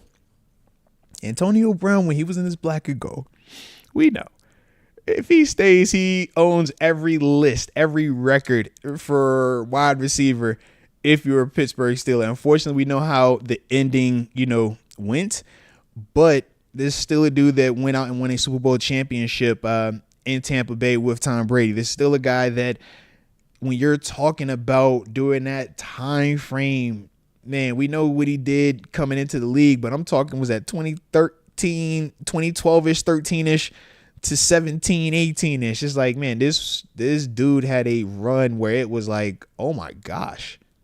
Like, he is the best wide receiver to ever play the game. Not the best Steelers of all time, to ever played. We're talking about him versus Jerry Rice, man. Like, those were the combos that Antonio Brown was in, man. So to me, I'm like, yeah, y'all know he's heavily a part of it, man. He has to be the guy. But I will say, man, big time kudos to Dwayne Woodruff. Big time kudos to Tunch Ilkin. Big time kudos to Greg Lloyd. And, of course, my dog, Vince Williams. But it's just unfortunate that they in the 6th round with Antonio Brown. Yeah, that's how I feel when I look all the time at 6th rounders. And I'm like, you got Tom Brady and Antonio Brown in yours. I'm like, But at least I feel good about that round. I'm like, yo, you can't tell me we ain't got no dogs in the 6th round. All right, we got some dogs in the 6th round. Tom Brady, Antonio Brown. All right, so there it is. All right, but yeah, shout out to the 6th rounders, though, man. And shout out to Vince Williams, man. Like I said, man, he brought that old school feel back to the interior part of that LB group, man. And that's what you need out there. I mean, we still looking for, consistency at times with that part, man, in terms of the physicality against the run, man. So I do like that, man. But yeah, I'm going Antonio Brown. Let me see in the comment section if y'all are going to surprise me with anybody else's name of those guys, or if y'all going to also follow suit with Antonio Brown. Let's see. X Concept says, best wide receiver of all time. The Don Hefe Quan, Mr. CTE. Let's see. Kenneth Moses, Mr. Big Chest. Richard Arbizo, 84, a.k.a. Mr. Hot Tub. Hey, y'all got chill, man. Michael G, Tony Toe Tap. I mean, just, you know what I mean? Like, come on, bro. Come on, man. Like, it's AB, man. I do see Michael G showing love, though, to Greg Lloyd. I do see people showing love to those guys, but I'm like, yo, it's AB. Wendy Johnson even says AB. Like, it's AB. Yep.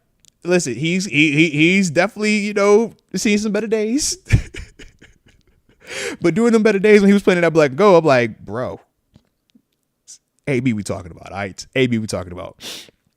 All righty. Oh, shout out to that 6th round. All right. So now it's time for the 7th round. Let me take another squig to say orange. Gatorade.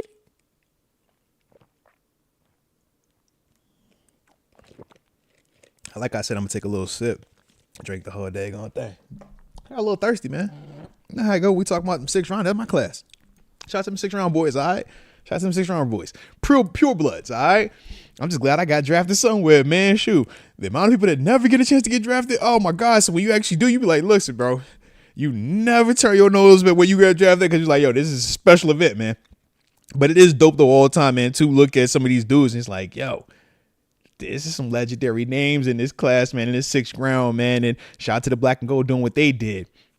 But now it is time to talk a little bit of this 7th round. All right. Got to talk some of this 7th round. And I was back and forth on, who, if we should just strictly stick with the 7th round, or if we should, bounce around and add some notables in there, man. And what I mean by notables are those free agent guys that might not have got drafted, but came into the league and had a absolute crazy impact. Okay. So y'all let me know how y'all feel about that. But actually, that is what I did. So I'm going to just throw that out there on the front end. Okay. So I have it as 7th rounders. Okay. But I'm also going to include a couple of what they call them. Honorable mention dudes that I think should still be a part of that, even though they were undrafted guys. They still, or not undrafted guys. Some of these dudes got drafted just later, like super duper late. All right. Because we know back in the day, the draft went 13, 14 rounds sometimes, man. So some of those dudes that did get drafted, but on the back end, I did still include them in this. All right. And there is one free agent that I did put in there as well. And y'all go see why in a second. All right. But in terms of 7th round draft picks, if we're just strictly talking 7th round, like legitimately 7th round, the first one that I had went of that I thought was a notable name was in 1982, Edmund Nelson, in terms of just having him in the consideration for all time 7th rounders from the Pittsburgh Steelers. All right. Like I said, specifically with the Steelers. From there, man, in 2002, I'm like, if we're talking 7th round specifically, you got to bring up Brett Kiesel, a.k.a. the Diesel, a.k.a. the Beard. Come on, man. 2-time Super Bowl champ, 1-time Pro Bowler, 30 of them career sacks, former teammate. Awesome dude, man. and got it out the mud. Had to play special teams first, man. You ever seen a big boy running out on kickoff? Man, that was what Kiesel was doing up until he got a chance to start shining on defense, man. Like, this the beard we talking about. Mr. 9-9. Come on, man. Like, Brett Kiesel, one of them all-time type of dudes, man. Some other 7th rounders, though, to consider. 2012 7th round draft pick, Kelvin Beachum. Shout out to Beach, another one of my former teammates, still kicking butt, man, doing his thing out there in Arizona right now. A 13-plus year career and counting, along with over 160 career starts and counting. Out of the 7th round, that is absolutely insane. Shout out to Kelvin Beachum. And then the last one that I want to consider as well, specifically 7th round draft picks for the Pittsburgh Steelers. Tyler Matakevich, man. Shout out to my dog Dirty Red. You obviously know how I feel about him, man. 9+ years in the league, along with over, was it 140 games that he's played in during this time frame? To me, I'm like, I can't just act like that's normal. I don't just act like, oh yeah, anybody could do that right there, man, because nobody does just do that, man. Like, when you're talking about trying to get into this league, when you're talking about trying to stay in the league, on top of that, when you're the back end of that draft, man, I always say anything 5th round or later, you are not viewed as a guy that is supposed to make it on a roster, let alone stay in the league and play as long as, you know, Red has been playing 9+ years and counting.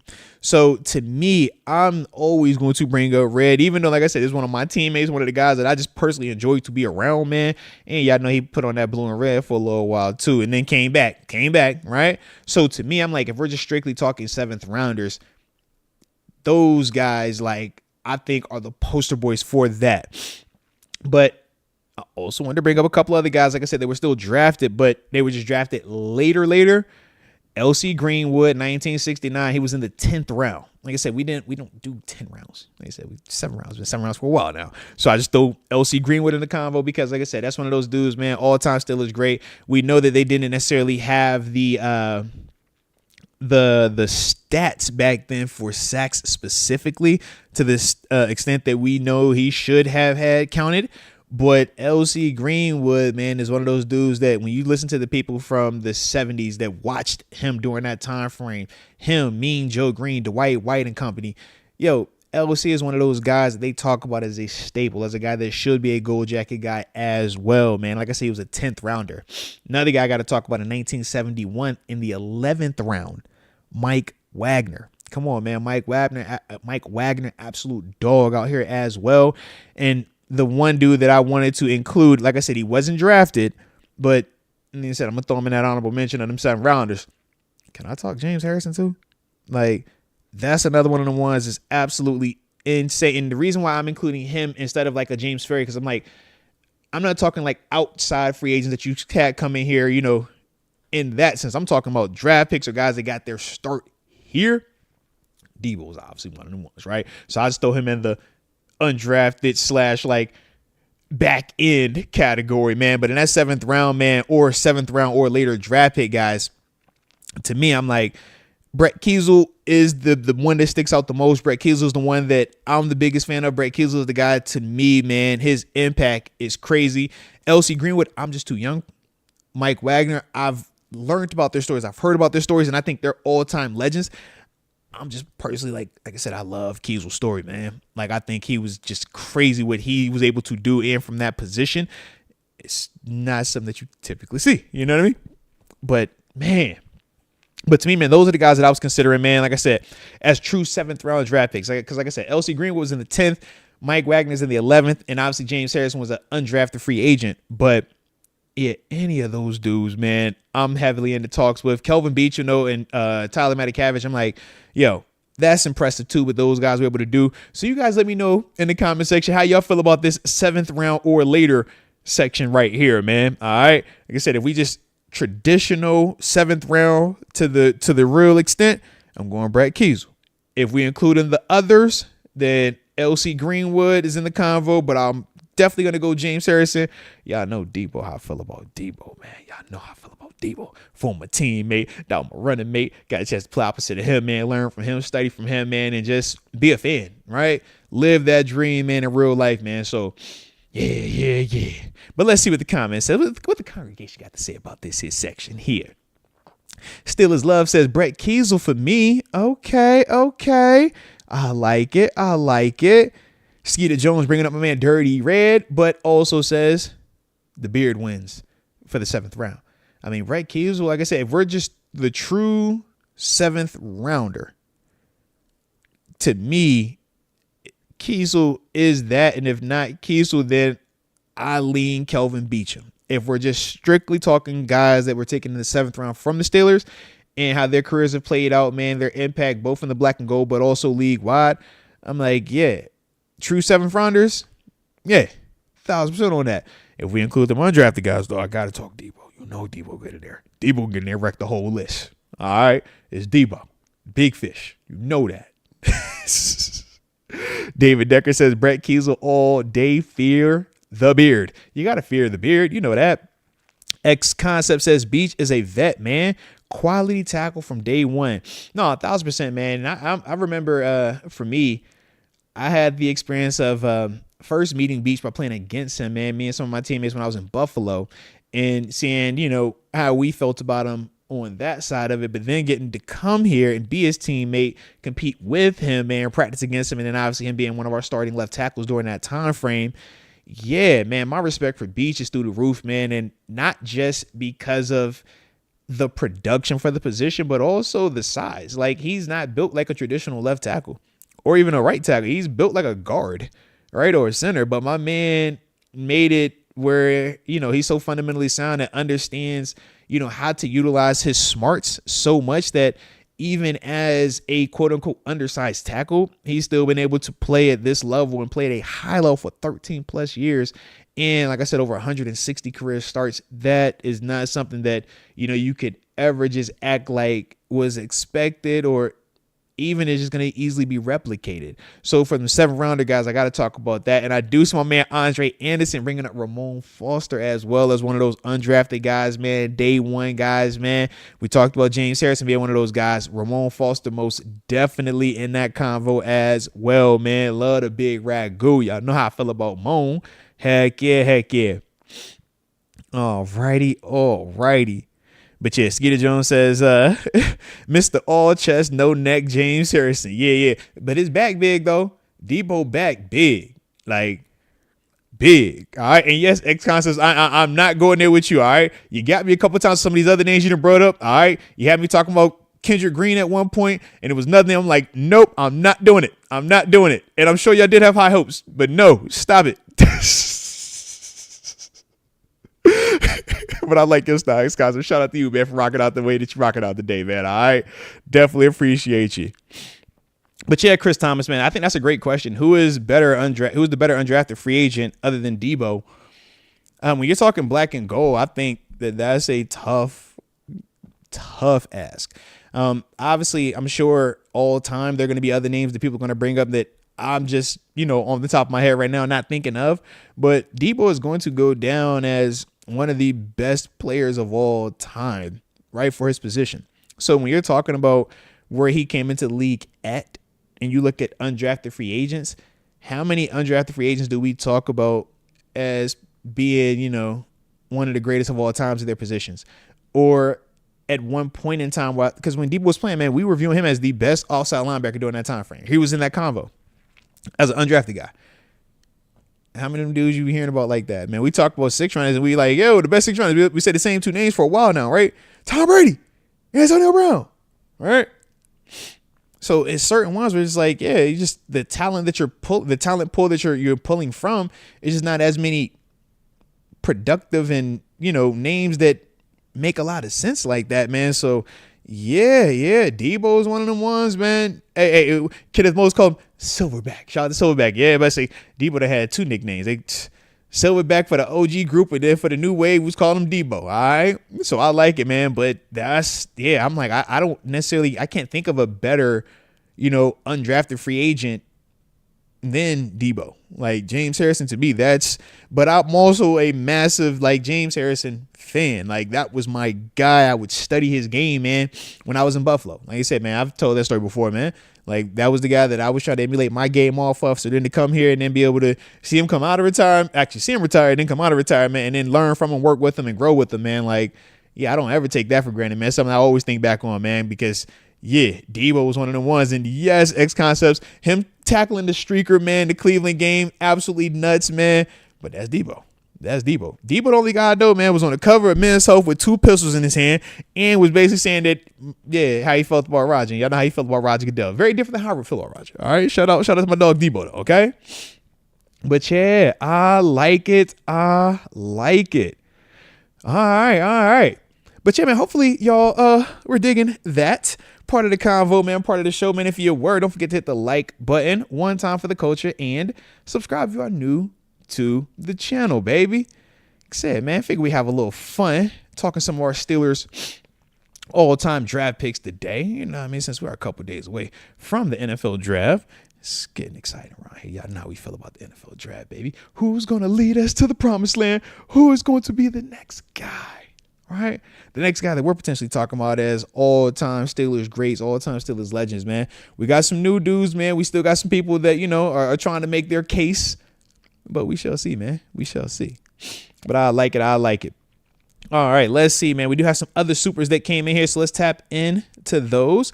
Let's go. UW says, R.I.P. to Pope Francis. Yes, we did get the news that the Pope passed away, man. Was it the first Latin American Pope in the history of it, man? So obviously, man, was the Pope for a absolute long time, man. Passed away, though, and yeah, like I said, man, anytime you lose somebody, man, somebody that's impactful, regardless of how people feel about them, it's like, man, that's significant, man. The lost life is never something that we play around with, man. So RIP to Pope Francis, man. And yeah, man, we will see who will be the next guy to step in line for him, man, and, you know, continue on advancing the kingdom, man. But we will see, man. But RIP to Pope Francis, though, man. Absolutely. Alrighty, tons of fun was getting on me, man, about me calling my friend Troy Polamalu TP, since he said that I could call him TP. He says, yo, call him TP because, you know, that's what I told me, like, you know, my name is Troy, last name Polamalu. But Tons of Fun says the next time he is signing, I'll bring some Charmin Ultra Soft, because Tons of Fun gets offended by people calling Troy Polamalu TP, even though Troy said to those individuals directly, yeah, TP is fine, Troy is fine, Baby Jesus is fine, whatever you want to call me. Like, I get it though. So all good. And then Steelers Love, shout out to Steelers Love. He says, could we see another version of John Stallworth and Lynn Swann with DK Metcalf and George Pickens? It would be nice. Kendrell Bell was a high school teammate of his also. Shout out to Steelers Love for that, man. That's actually fire too, man, that you were high school teammates with Kendrell Bell, because like I said, Kendrell was an absolute dog when he got into the league, man. Wish he could have stayed a little bit healthy out there, man, but big fan of Kendrell, man. LBs, man, going out there and making big plays, and we know what he was doing down there at college in Georgia as well, man. Let's say so. Shout out to Kendrell. But I will say this on paper, man, DK and George Pickens most definitely profiled to, you know, be the productive type like a John Stallworth and a Lynn Swann. DK is obviously further along in his production, further along in where he's at from an NFL standpoint. So there are parts of him that I feel very confident can live up to the bill. When we talk GP, I feel he has all the talent in the world, and we've seen a lot of that production. We know the knock has been, you know, how consistent can he be with the route running, maturity stuff. We bring up, though, the fact that he has had multiple quarterbacks to deal with in various levels of production from that group. But throughout that whole process, we would all agree that GP has still been a constant producer at the position. And that's what you need. So when you're pairing him with a DK Metcalf on paper, yeah, we feel great about those two guys being able to match the production of a Stallworth and Swann. But the big question is, who's going to be throwing the football? Stallworth and Swann had the blonde bomber. We know what that was. We know how he was able to, you know, get those guys the football and what they were able to produce, right? We're waiting to see who our quarterback will be in 2025, because we don't know what 2026 looks like in terms of GP, just because of the contract standpoint, right? So we will see. But to me, if we get that quarterback situation figured out soon, yeah, I think DK and GP most definitely can, compete with those two dudes. Now, the other part is this, though. Those other two dudes, they didn't just give you numbers. They also gave you championships as well. They were majorly a part of that process.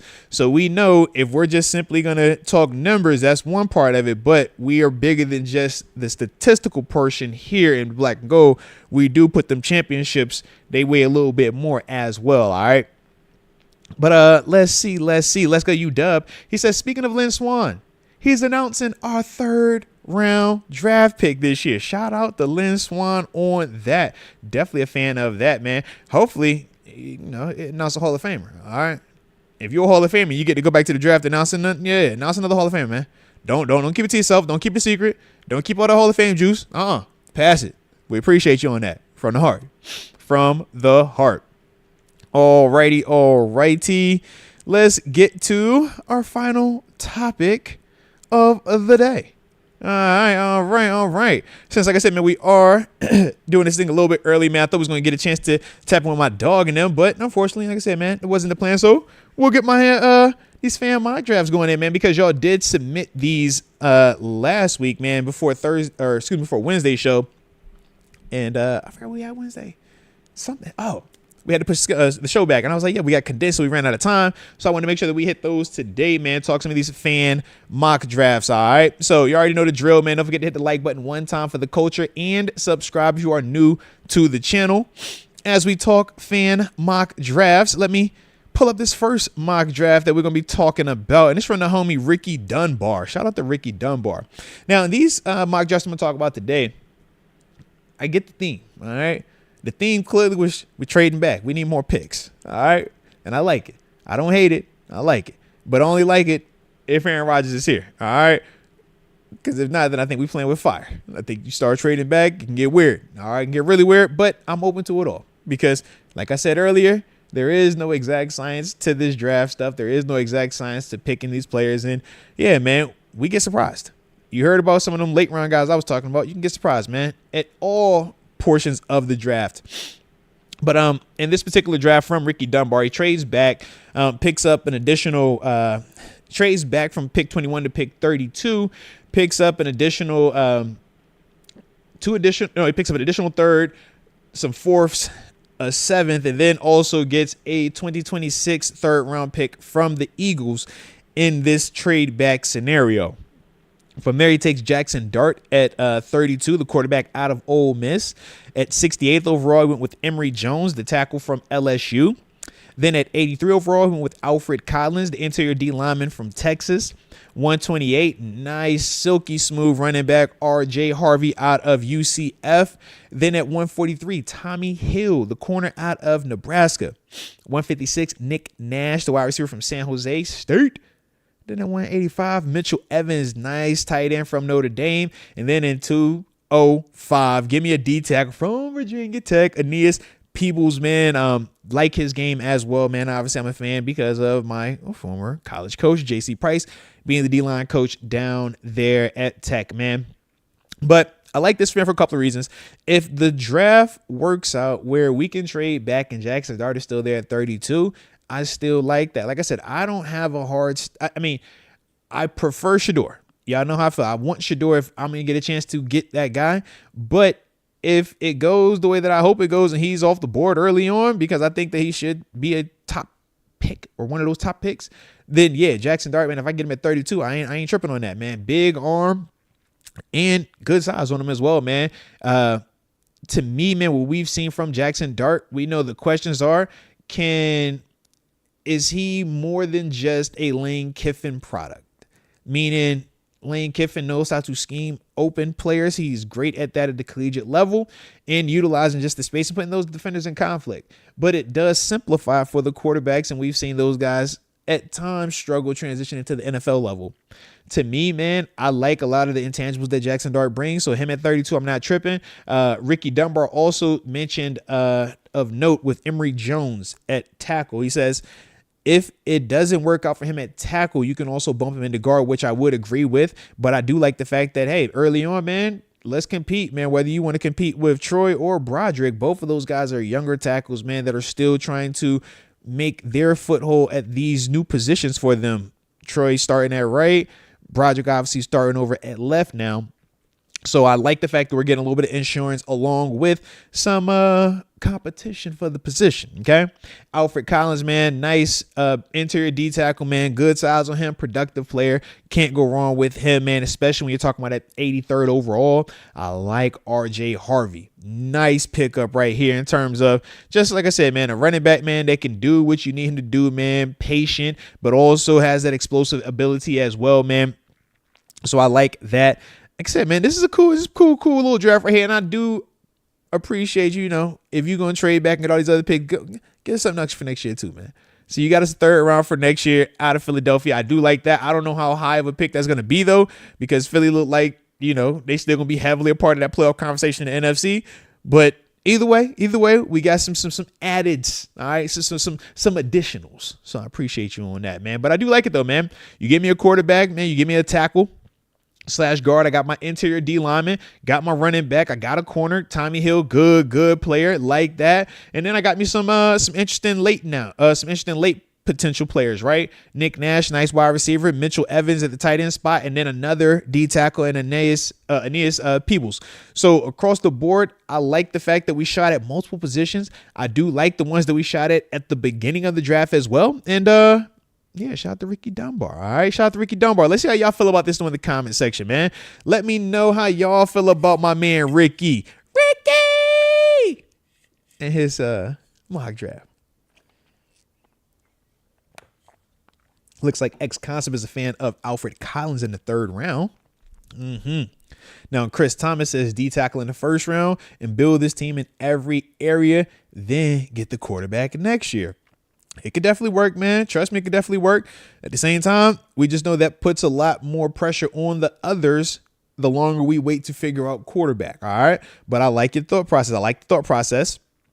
Okay. All right. Shout out to my man Ricky, though. All right. Let's get to this next mock draft. And this is from the homie Philip Bickford. All right. Philip Bickford. He has us taking Jackson Dart in the 1st round, man. He traded back also. Let me start that off, man. He traded back from pick 21 to pick 32, picked up an additional 64th overall pick, which is obviously in the beginning of the 3rd. And then he also picked up, the end of the 3rd, end of the 2nd. Jeez Louise. Then he picked up an additional 5th in terms of pick 161 as well. So with that, though, man, Jackson Dart was who he took at quarterback at 32. Y'all just heard, man, if the board works like that, man, I'm a big fan of it. That works as well. At 64 overall, Caleb Johnson. Love what I saw from him. Like I said, I wish he would have ran a little bit faster 40 time. But when you watch his tape, man, the size, the speed, the patience, I think he plays faster than what he timed. And he just looks Steeler-esque. Maybe it was because he was in Iowa rocking on that black and gold out there, but he looked good, man. So to me, man, I like that dude a lot, man. And if we're talking running backs, that's one of the guys that I think that we should heavily be considering taking. So the fact you're able to get him at 64 overall, I like that. Deon Walker, getting him at 83rd overall in that D-line, the same way X-Concept was excited about Alfred Collins, I'm excited about Deon Walker, man. I think that, he was one of the first D tackles when I actually was looking at, man, when we first started tapping into collegiate prospects, man. I just pulled up. I was like, yo, top D tackles, man. Who's some dudes to look for? And literally he pops up and I remember watching. I'm like, yo, all right, you play a little high, but your size, your strength, like you're productive, man. I like you. I think we can coach that up a little bit more, man. And you could be even more productive. So I like the fact we're getting him at 83rd overall. Zah Frazier, man, really, really good cornerback, man.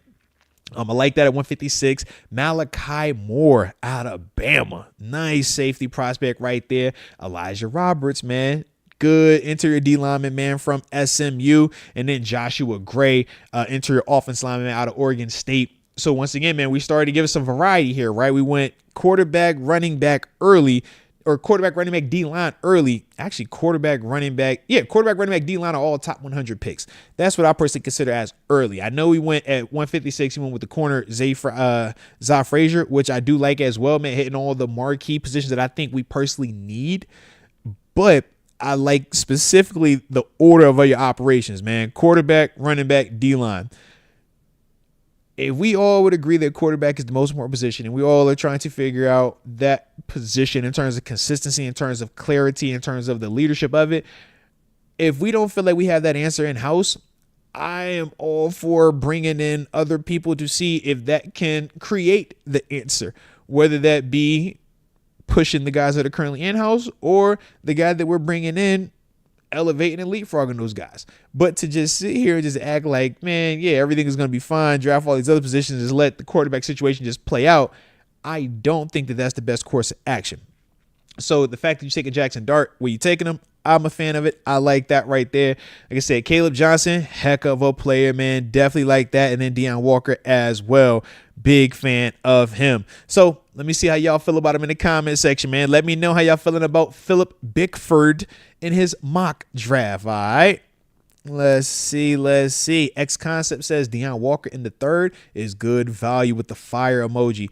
Chris Thomas says, yes, agree with that Caleb Johnson pick. Fire emoji. I'm telling you, Caleb Johnson, man, I think he would look nice in that Pittsburgh Steelers black and gold, man. And I think his running style fits the AFC North. I think that he would be a nice complementary piece when you're talking about Jaylen Warren and Kenneth Gainwell. I'm a fan, man. Chris Thomas also is a fan of that Deion Walker pickup, man. Like I said, man, Deion Walker is a dope player, man. Good size on him, man. And to get him, like I said, at 83rd overall, man, third round, that's a lot of value for that particular slot in the draft, all right? So definitely like that right there, man. And yeah, X Concepts, if Caleb Johnson falls to 64, I think it's great. Like you said, man, if he can fall to our second pick, wherever that is, I'm with you. I'm skeptical about him falling that far.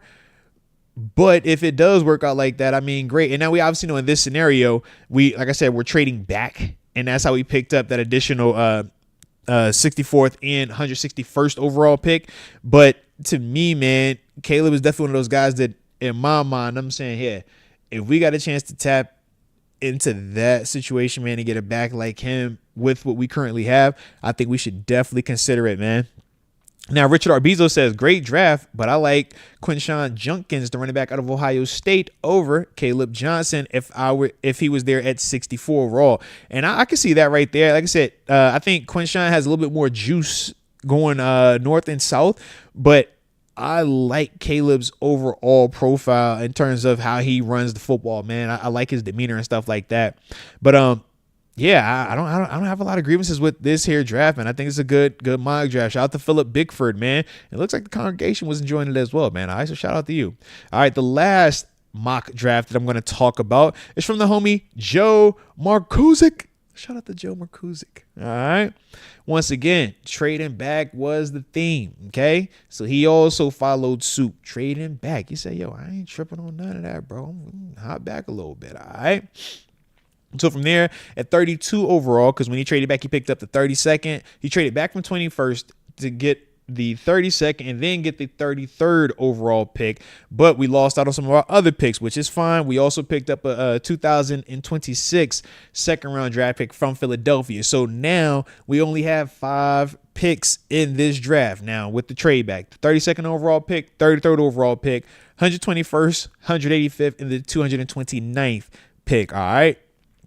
But from there, he went Kenneth Grant, the big body interior nose tackle out of Michigan in the first round at 32nd overall, shoring up the D-line. Then from there at 33, he went with Jalen Milroe, quarterback out of Bama. Okay, it's spicy. At 123, went with Damian Martinez, running back out of Miami. Big bruiser. He is finishing behind his pads. He is a thumper, and you talk about a perfect complement to Jaylen Warren and Kenneth Gainwell. I think Damian Martinez fits perfectly what we would want him to do in the black and gold. 185, Ty Robinson, D tackle out of Nebraska. Good player, good size. Love at 229, Jimmy Horn Jr., man. Speed, get down the grass, make a play, wide receiver out of Colorado. Definitely like his game. And then, like I said, man, picking up an additional second round pick for next year's draft. That's a high pedigree pick. Second round pick, even though it's Philadelphia, it's still a high pedigree pick. So I do like that also. But give me a D tackle in that first round, man, Kenneth Grant, and then turning around and getting Jalen Milroe. I like it. And the reason why I don't hate the Milroe vibe is how can we act like we were all on this Justin Fields? We were intrigued with Justin Fields, everything. Don't take Justin Fields out for Russ and all this other stuff. And then turn around and look at Milroe and act as if his style of play is so just taboo and god awful. It's like, nah, man, save that, man. The same coaching staff that helped Justin Fields look the best that he's looked professionally is the same coaching staff that could do the same thing in terms of putting hands on Jalen Milroe and getting him to play at a high level and understanding all these things, man. The upside is crazy with this dude because the intangibles. This is the type of dude that TG loves. You know, this type of dude that makes me skittish because I'm like, I don't like the late, or not late. I don't like the. You got all the intangibles, but you don't have the consistency at the actual like quarterback stuff. But to me, I'm like, he has all the other defining characteristics to buy time. In the same way we talked about Jackson Dart and Shedeur Sanders earlier, and I'm saying, hey, comparing them to Cam Ward, I'm like, you have to look at the situation they're walking into. I feel like, man, if Jalen Milroe is coming into our situation with the pieces that we have around and the style that Arthur Smith likes to implement, I still feel like this dude would thrive in this offense, and I think that he would add a different element. The element that we saw briefly in those first 6 games with Justin Fields, and even with that, we still didn't lean on it all the way where we could really make his legs a weapon.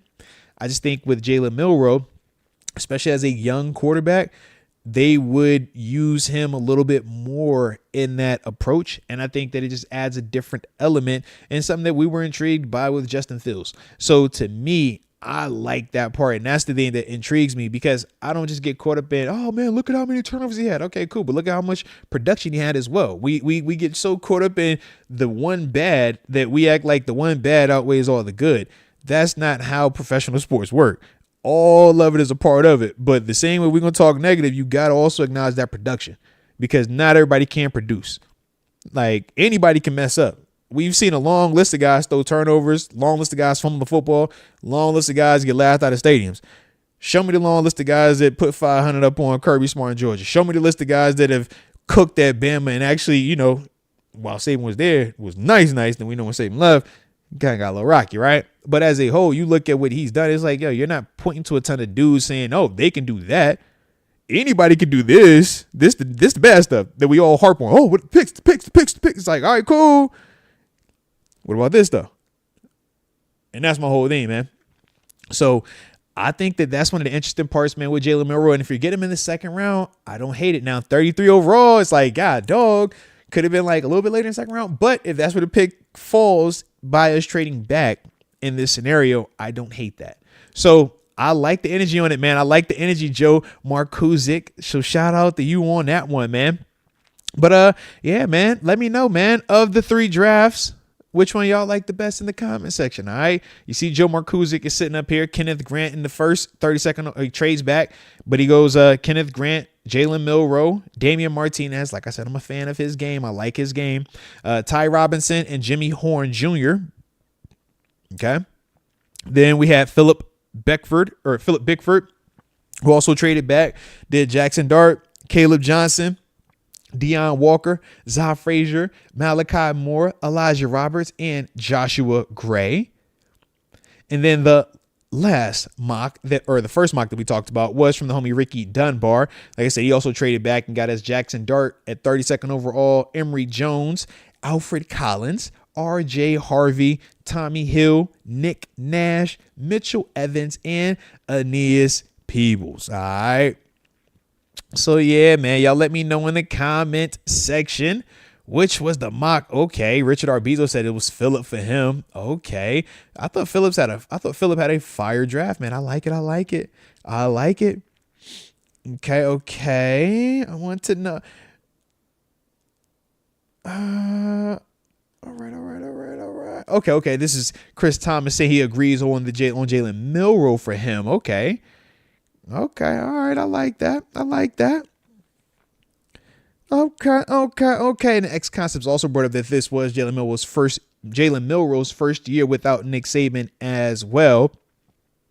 And Sean Mays said he didn't like the quarterbacks on any of these. So he's on a Jackson Dart or a Jalen Milroe fan. Sean Mays, drop it in the comment section, man. Which quarterback you kind of prefer in this draft class, man? Just get a little context on this thing, man. But I definitely like your energy over there, man. Alrighty. And then let's see. Oh, Richard Arbizo dropped a super chat as well, man. Appreciate you for that, man. From the heart, you already know. He says, ideal picks for each round without a mock simulator. I think that we can name names, but the mock simulator helps because just in the sense of, all right, I can sit here and say Shedeur Sanders because we need a quarterback in the first round, but the likelihood of him falling that far, we don't know. So that's part of, like I said, why we use the simulators. But to me, man, if I could get Shedeur in the first, if I could get, let's see, Omarion Hampton in the second, right? We find a way to trade it to the second. Let me get him in the second. It's like, yeah, that would be ideal, man. I don't think that we could just sit here with, a third and wait. I'm like, yo, if we're going to do something, man, you trade up a little bit. All right, trade up.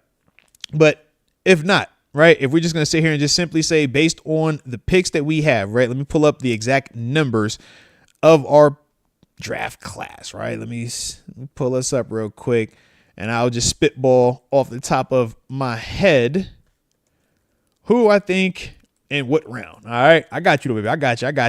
All right, so we have, let's see, the 21st.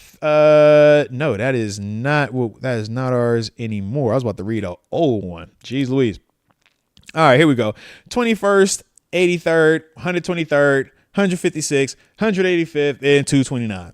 So give me Shedeur in the first at 21. Give me, like I said, I think Omarion is gone by then. So at 83, I will go Caleb Johnson. At 123, fourth round, I'm going Charles Grant, tackle out of William and Mary. 156, fifth round, probably going Zah Frazier. Seeing him mocked there a couple of times. If we can, do that. I like a nice cornerback, man. At that time frame, in round 6, let's see, 185. Probably hit my man Ty Robinson out of Nebraska. During that time frame, and then at round 7, 229, the same way I did on that mock draft, man. If my man Shedeur, big brother is there, Shiloh, I'm taking Shiloh in the 7th. All right, I'm gonna book in my Sanders boys. All right, that's what I'm gonna roll with. If I'm just picking without any simulator and I'm just calling off the top of my head, man, who I think will be there, and do I truly want those players? That's kind of how I fall with that right there, man. So, yeah, shout out to the mock drafts though, man. And I like the participation about each and every one of yins as well, man. But with that being the case, that will conclude us, man. Like I said, man, I thought we was gonna get a chance to talk to my man TG, but like I said, with the earlier time today was not gonna be the case, man. So it is what it is, man. But shout out to each and every one of y'all to rock it out today, man. And if y'all enjoyed yourselves, hit the like button one time for the culture, and don't forget to subscribe either if you are new to the channel. Say, man, we will have the draft watch party here, man. I'll be starting at probably 9 o'clock. Like I said, I got to be down on the south side doing some of that black and gold cool people stuff for a little while. But after that, though, when I get back, skirt, man, I'm swerve at that corner. All right, whoa. But when I get back, though, 9 o'clock, man, I'm going to turn the stream on, man. We're going to get in here, man, and cut it up until the draft is over. All right, so tell a friend to tell a friend. Enjoy yourself, man. Make sure you got that good drink and something heavenly to partake of from my plant-based individuals out there. Okay, so with that being the case, man, appreciate y'all as always. Stay safe, and until next time, baby, peace.